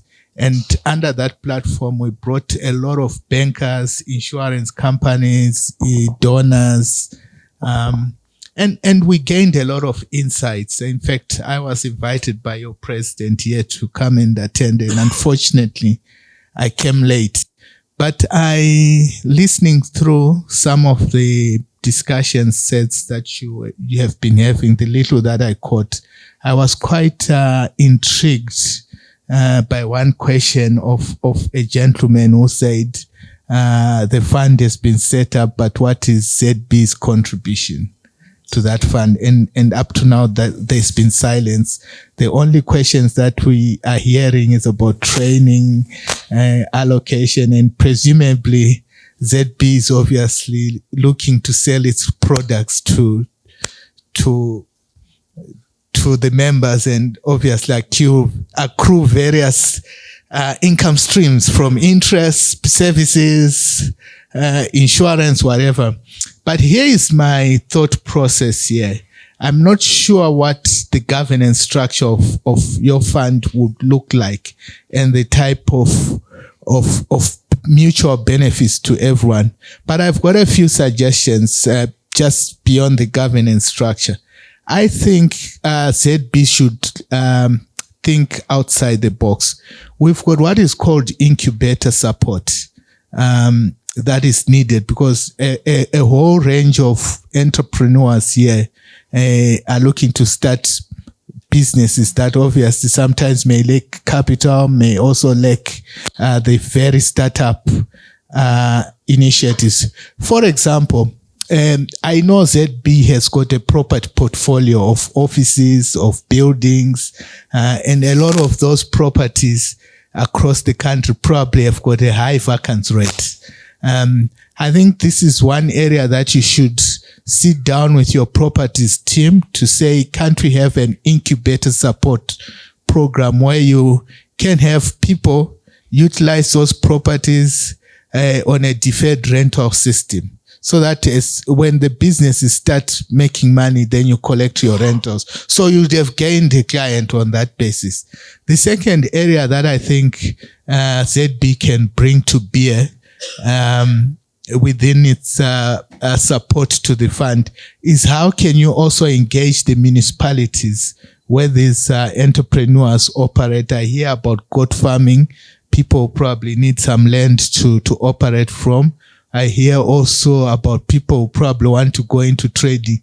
A lot of municipalities have got spaces for all those things. So perhaps with ZB incubator support, you could utilize your guarantee programs to say to municipalities, give these people space, and as soon as these guys start making an income, then we can guarantee you the rental income on a shared basis. So for me, I don't think ZB should, and I'm sure, for ZB to show its commitment, they have got to also put their own funds on the table. The last thing I also wanted to emphasize is I still believe that if you grow such a fund, you can approach the central bank also to seek support with their SME guarantees, because you are trying to take a wider societal impact in terms of developing entrepreneurs and job creation. So these are my thoughts. And certainly ZB has to put its money on that fund, and it has to have a proper governance structure where obviously the loans, appraisals, and the business has got to include a diversity of experts. So thank you very much.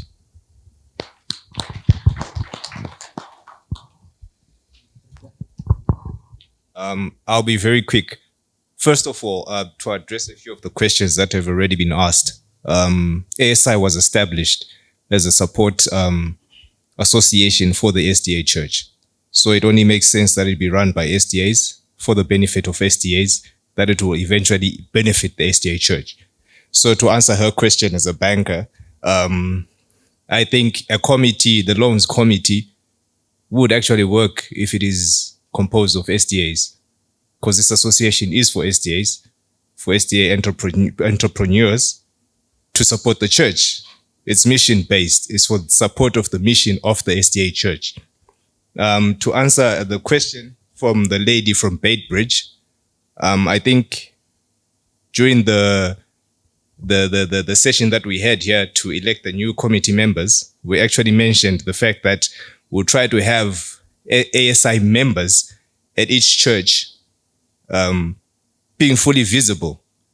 So at your Baitbridge church, it is your duty to educate the local church about ASI, not to have the actual committee, the executive of ASI, travel there to educate your church. It is your duty, and it is every ASI member's duty at their local church to make sure to make ASI visible. And then to answer Nkosana's question, this fund is for entrepreneurs, not for schoolboys and schoolgirls. We are not running a business school. We'll be bogged down with issues of trying to educate people on how to start businesses instead of making their businesses profitable. So we expect the fund to be rolled out to people that are already in business, already doing business initially.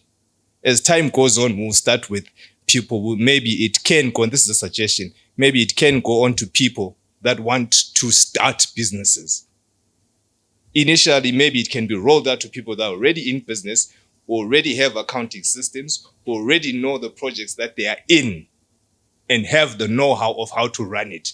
We're just giving them money to increase their profitability so that they return the money back and it's rolled out to other people. Otherwise, we'll be bogged down 2 years doing studies and doing all that while the money is sitting. Thank you.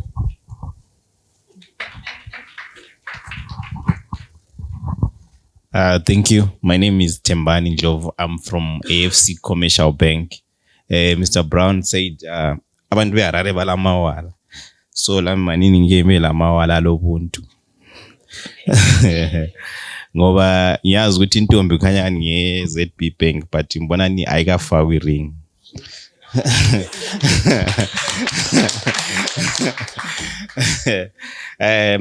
From AFC Commercial Bank, I think in the meantime, while you are still maybe trying to put your structures in order, I'll propose to say you can give us your funds. We give you 7% interest for now. While you are still setting up, I know you don't have a loans committee, you don't have, the structures are not still in place. We already have expertise in this because we are running with, sorry to talk about another congregation. We are running with the Roman Catholic. They have a company called Stella Mundi. I don't know whether you've heard about it, where we are financing their whole value chain. And it's doing us, they are going massive. And I'm glad to see that SDA also, they are coming up with another initiative like this to say, let's go into business. AFC is a one-stop shop for those who do farming, for those who do retail, anything that you are doing, because we have 4 subsidiary companies where we are doing commercial banking services. We have our leasing company where we lease tractors, we lease combine harvesters, we lease trucks. We are also into insurance. We have ventures into the insurance space so that we insure, especially the agricultural part of it. We see there's a high risk premium in agriculture. Most insurance companies, they don't have appetite to ensure agriculture. So the government say, go into that space and ensure inkomo, imbuzi, abanye zokukhuma kuthi abafuna ukufuya imbuzi la. Nxa zingekho insured, what happens? You know, you need to ensure those things. You need to ensure your cash crops. You need to ensure if you're into wheat production, you need to ensure everything so that if there's a hailstorm or there's something, you get something out of it. So we have an insurance company that actually takes care of that. We also have the Land and Development Bank. In our Land and Development Bank, we are saying banks usually say collateral. We are trying to say, how can we go around it? The Land and Development Bank is not governed by RBZ. It's a development finance institution. Currently, we have an arrangement with FAO. Some of you know FAO, where we have cheap funds from FAO that we are giving at 8%. So we are targeting the small people who are doing, the indigenous people who are doing business into farming specifically. But from our side as commercial bank, we are saying give us 230, we give you 7%. Thank you. Thank you. The girl is listening. The girl is listening. Yeah, let's.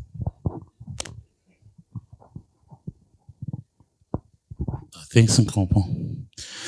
My name is Felix Tete. I work with Hand in Hand Zimbabwe, which is a local NGO, small but big. We are supporting peri-urban and rural entrepreneurs, but mostly working with women.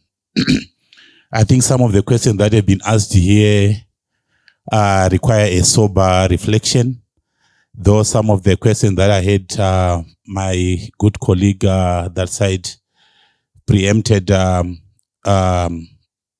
those questions by responses. I think I understand the vision and the mission of ASI, but one thing that I would want to try and bring to the fore is whilst it is an Adventist initiative and with motives of supporting the mission and growth of the church, it would be ideal that we bring it out as a business initiative that would appeal to a cross-section of people in the country. But at the end of the day, the interest and all the proceeds from the initiative would benefit the church. I'm Pentecostal. If I would want to contribute, say 10,000, how then do I bring in 10,000 to an Adventist initiative? Question mark. Secondly, we work with entrepreneurs, and questions that have been asked here are so valid. We can want to work with businesses and negate or negate issues to do with capacity development at the detriment of the fund. People can borrow, but they may have challenges to pay back because all the money has sunk because they don't have the capacity to manage the funds. We know of so many business people that had good businesses, but they all crumbled because they were not financially literate and they did not have the business know-how. So it's critical that as much as we want to target business people, let's also look at the capacity. How do we mentor? How do we coach them?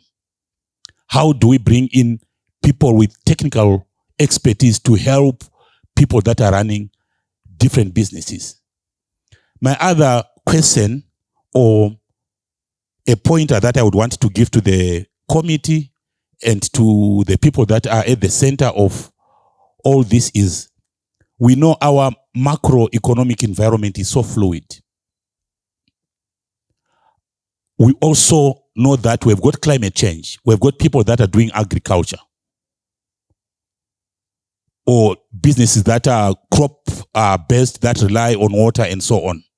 How do we build issues around sustainability for the entrepreneurs? How do we bring about or build resilience to the enterprises that we're supporting? And lastly, I may not be able to offer funds directly, but I can come in and chip in to try and assist with other organizations that you can team up with, whether here, whether in the UK, whether in the US, that would want to work with such initiatives which are not like a PVO or an NGO, who may give you money for a particular period of time. You lend the money and you return the grant to the organization that has advanced that. And then some organizations may give you money, 500,000, 300,000, but they want that back with an interest of probably 2% on a flat scale, or 3% on a flat scale. And lastly, as a way of fundraising, if it is a church initiative, can we make it member-based and each member contributes $100, $200, and then they'll get a loan later on?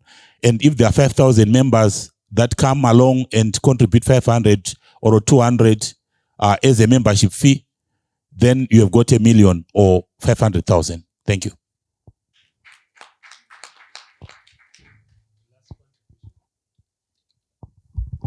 Thank you.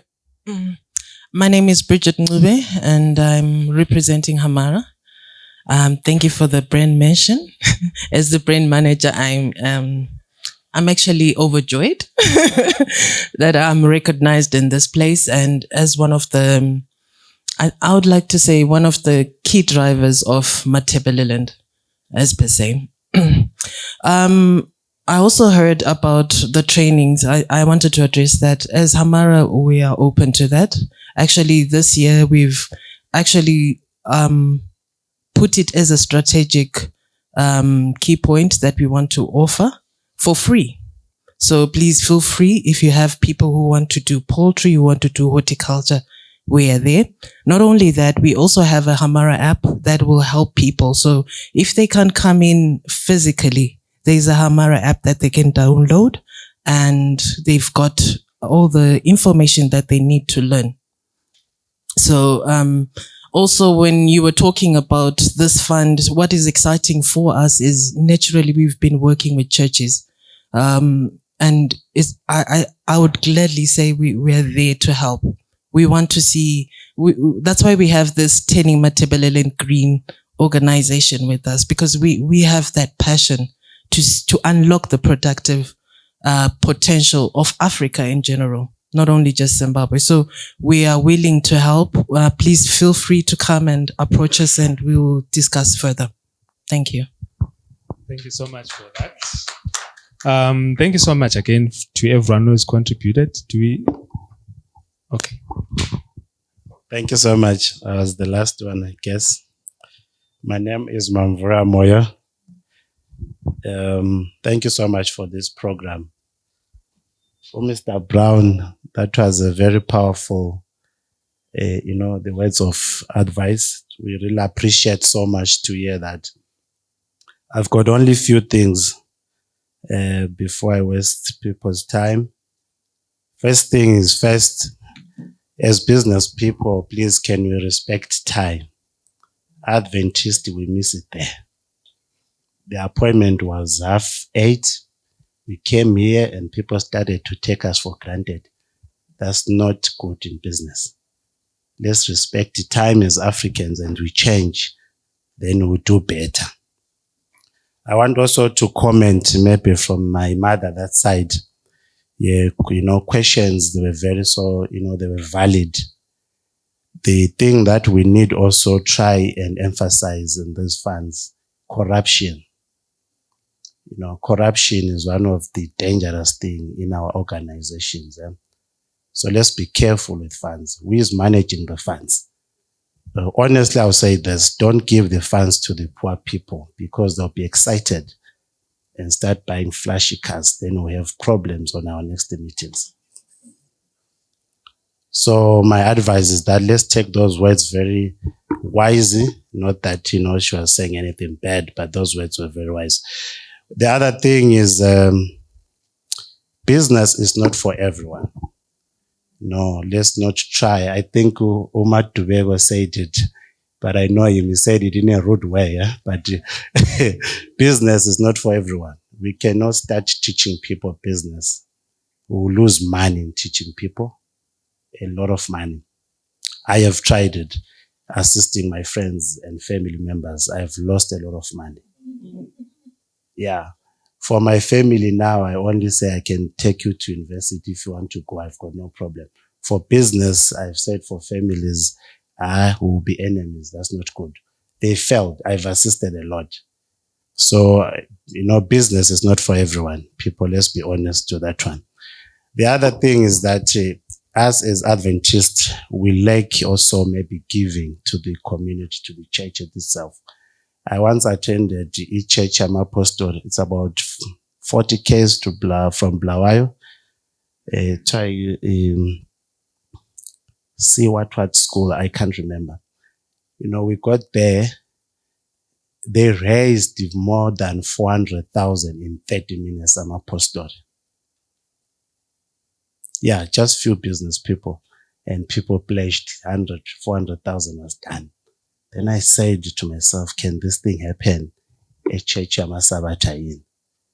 We struggle. So that's another thing that we need to try and address it to our family members or to our church members. The other thing that we also have is that we are not responsible as people of Bulawayo this time, maybe business. Let's be honest in whatever we are doing. Let's be, Mina, I'll tell you, if you want to lose money, deal with an SDA member. Yeah, no. That's what I'll tell you.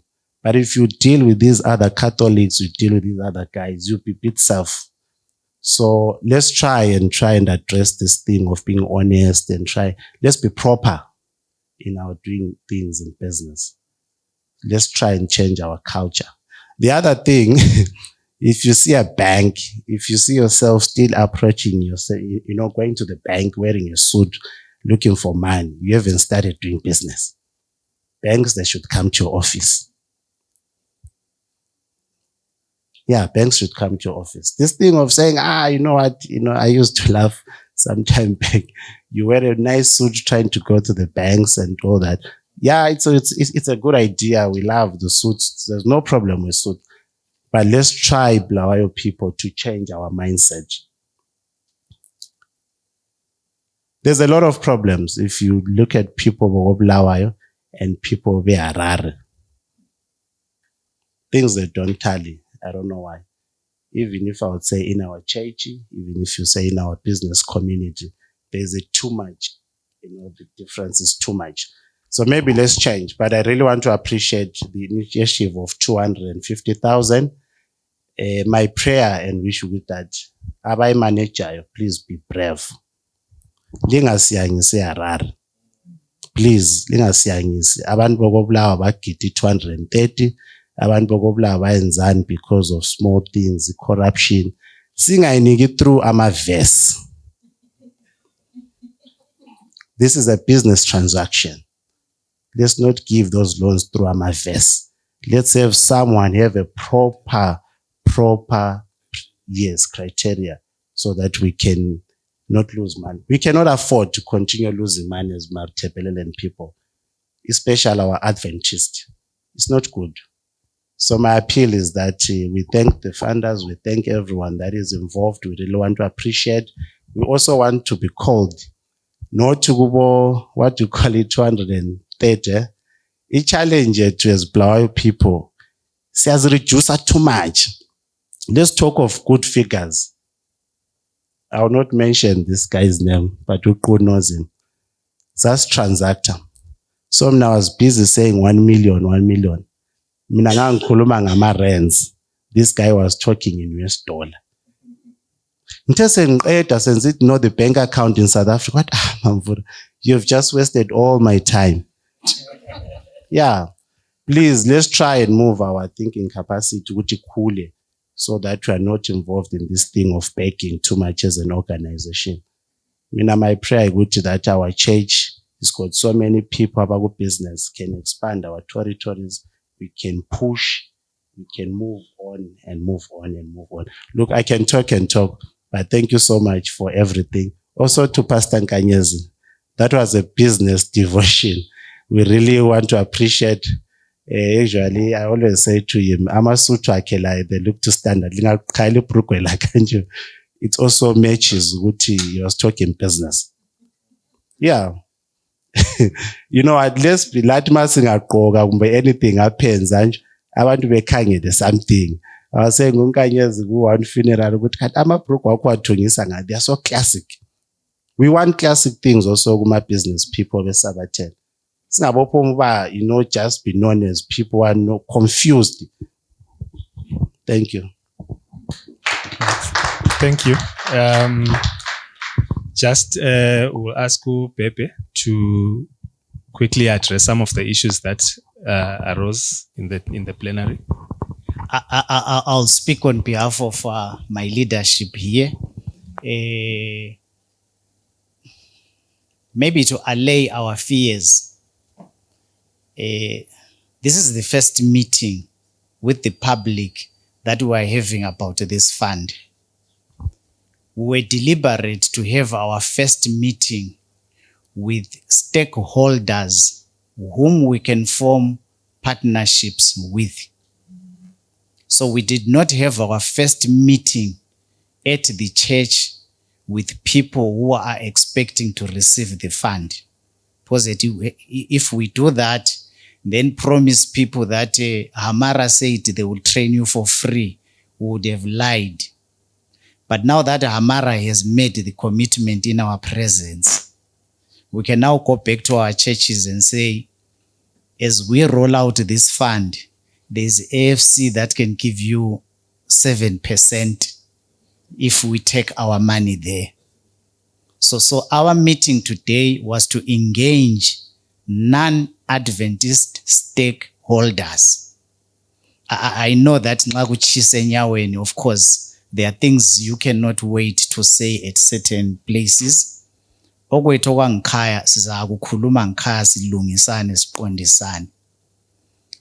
then when it comes to the people who will manage the fund, who will run the fund, all processes are going to be done transparently. That stage will come.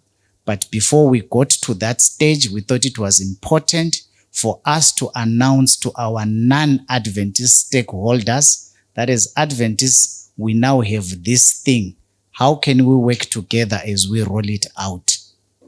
We are indeed going to run training programs, capacity building. In our midst here, we deliberately invited universities. We have NAST, people we called from NAST, they didn't come officially as NAST. We have people we invited from NAST. We have people we invited from Solusi, because we want those institutions to help us build the capacity that we are talking about.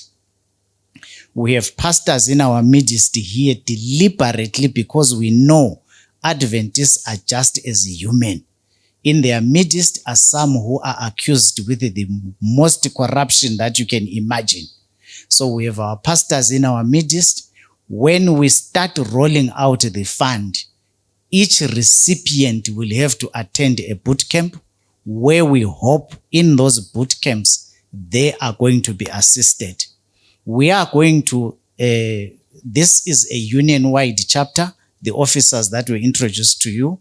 We are going to have chapters in our various districts, where possible, even in our local churches. We are going to be holding regular meetings of ASI members. Seasoned business people like Mamvura will come and present there and teach us how to be credible business people. So by the time we start rolling out the fund, those who will be recipients are people who are not going to abuse any money that you are going to give us to grow this fund. You know, we are people of prayer. So we prayed for you before you came here. We prayed that you will add on to this fund so that we grow it to $1 million. So when you make your contributions, yeah, we prayed that even Omamvura Laba afagi 100,000. So when our prayer is answered, be rest assured, we have got all the necessary plans to prepare to make sure the recipients are not people who will abuse the fund. We are fully aware of our trade environment. We are fully aware of the challenges that we face, and we are going to mitigate against that. ZB, we are in a long relationship with them because this fund is new here. In the Central, it's in its second year. So the model they have been using is also what we are going to copy. And for the number of months they have rolled out the fund, they have not had any serious encounters with the recipients. Those who took the fund managed to pay back. Some are now receiving a second batch from the same fund as it keeps revolving. So we are going to also learn from them, and we are going to be working closely with them. Be rest assured, your funds are going to be in safe hands. So from here, our next meetings are going to be amongst ourselves within different ASI chapters. Whilst ASI is an Adventist organization, wherever a church is involved with the community, it cannot work with only Adventists. Some of us here, maybe we've already been invited to Adventist church to make various presentations. So we will always work with the community. We don't have an Adventist bank. We will always work with the banks that don't belong to the Adventist church. We don't have an Adventist hatchery. We will always buy our chicks from Hamara who are not Adventists. So we will not exclude anyone from our economic ecosystem as the Adventist church. We will work with everyone. But be rest assured, we are making proper plans and we are going to work in a proper manner.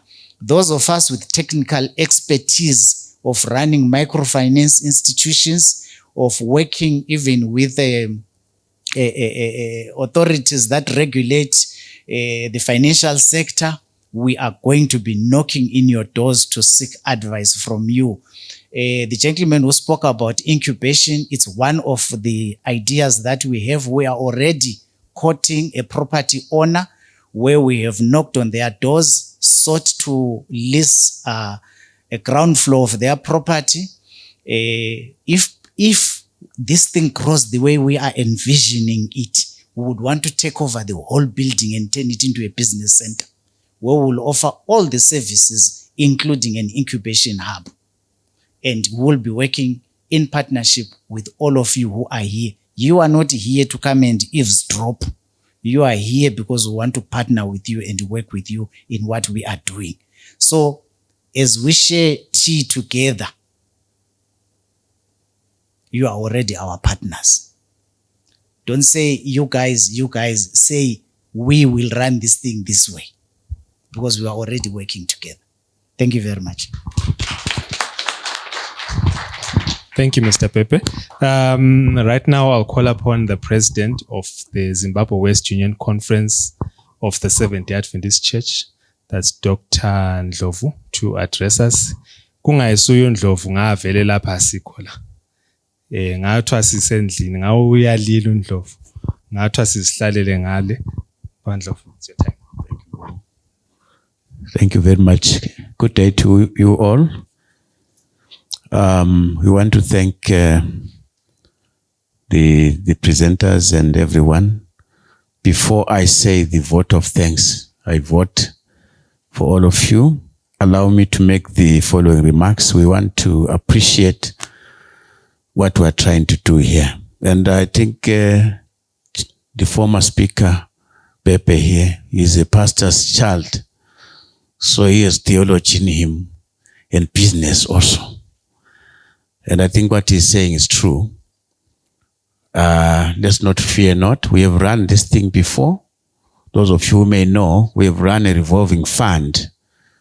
It was a revolving fund that we ran for the churches. There are churches that I can mention that were built based on that. So we have structures unless we overwrite them. We have systems that we can put in place to make sure that the money doesn't get lost on the way. So we trust the minds that are here. Those of you who are trained in finance, I should have gone back to Solusi to train in finance, but I didn't do that. I did theology. That's my area. So you guys who know how these things work, help us. In Africa, we are people of stories. In 1992, it was a very severe drought. Those of you who were born by that time. I was working in Cholocho. Serious drought. It was terrible. I think I'm looking at this year is something close to 1992. Terrible drought. So I was working with the members. So I found that the government had given them seeds. You know what they did with those seeds? They just washed the seeds and ate them. They didn't plant the seed. They didn't plant the seed. I spoke to another guy, Uvelemberengwa. We met in a meeting in America. So I was talking to him about projects in his local place. He says, we met here in America and we all agreed from Berengwa. All of us, there are many of us from Berengwa who are here in America. So we agreed to, we need to build a church back home, Plowback. So the discussion started. They agreed on the amount of money to be put in there and everything like that. But when everything was supposed to start now, we are going to build the church. He was a president. And there was a struggle for this. Where will the church be built? No, it's far from my home. The church was never built. Let me appeal to you, my fellow Africans. Let's work together. Let's try to, people who do things, let's not think about our own village.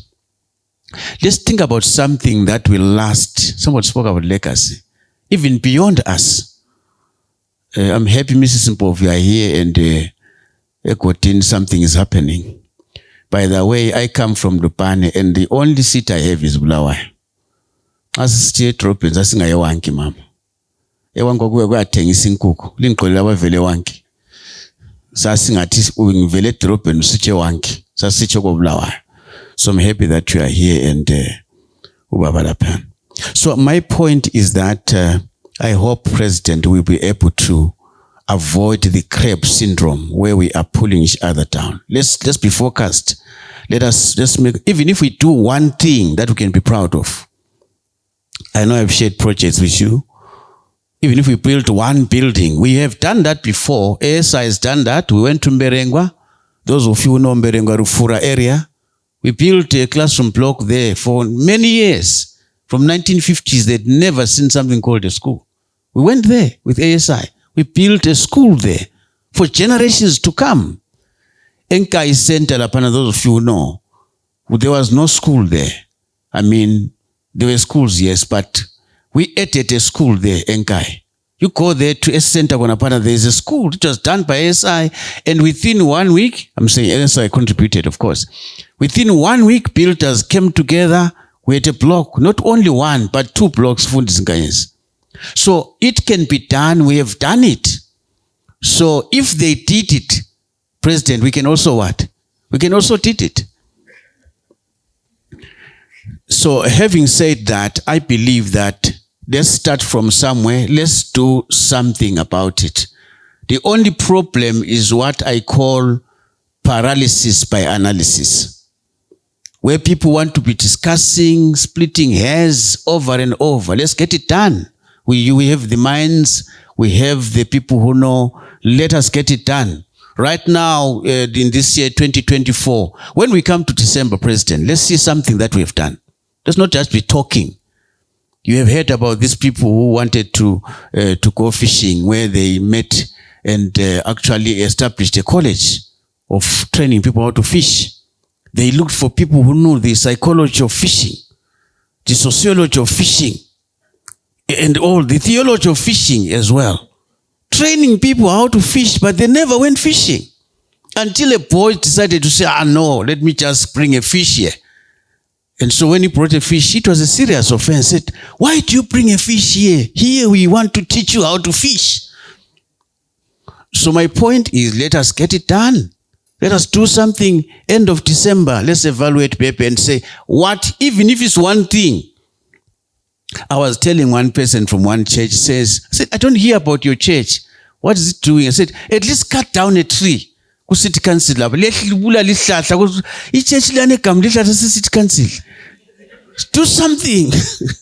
I'm not saying they should do that, but I'm saying, let's get it done. Let's get it done, because we don't want to be discussing until we are paralyzed. Let's get it done. Allow me to thank all of you for your time. Beginning with the committee that is steering this. We pray for you. We support you. Let's talk. Let's consult all the time. We thank you for being here. Our key partners, you know where the fund is coming from. ZB Bank, we thank you. God bless you as we work together. The mayor being represented here by the deputy mayor, we thank you.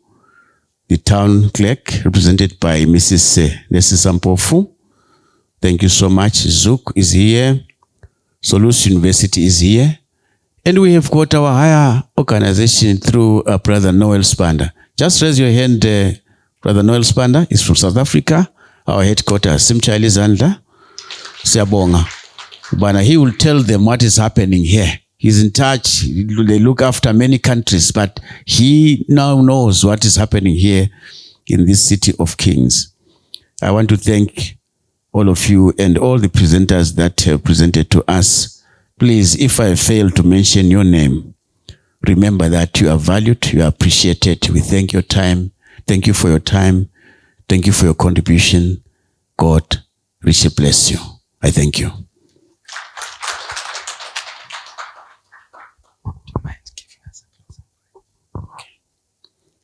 Could we just stand together as we pray?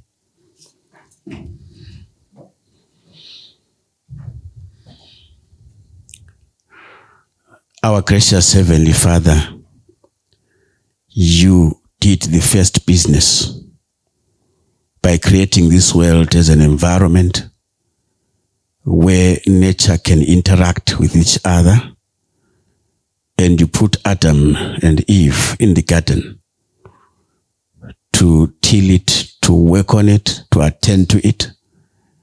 And here we are. We thank you for the ideas. Thank you for stimulating our thinking, provoking our thinking. Thank you for the ASI leadership and everyone, and our partners, our supporters, our sponsors, and everyone who has come on board today. We pray for a special blessing on each one of us who are here representing different businesses and organizations. As we dismiss, we pray that what we have discussed here, one day when we shall meet, we shall come and celebrate what you have done through ASI and all our partners. In Jesus' name we pray, amen. Thank you so much, Dr. Ndlovu. We have come to the end of our program. It will end nicely when we eat. You know, as Africans, we need to just eat a bit so that we can build ubudlelwano. So we'll go outside. I'm not sure where we're having our tea.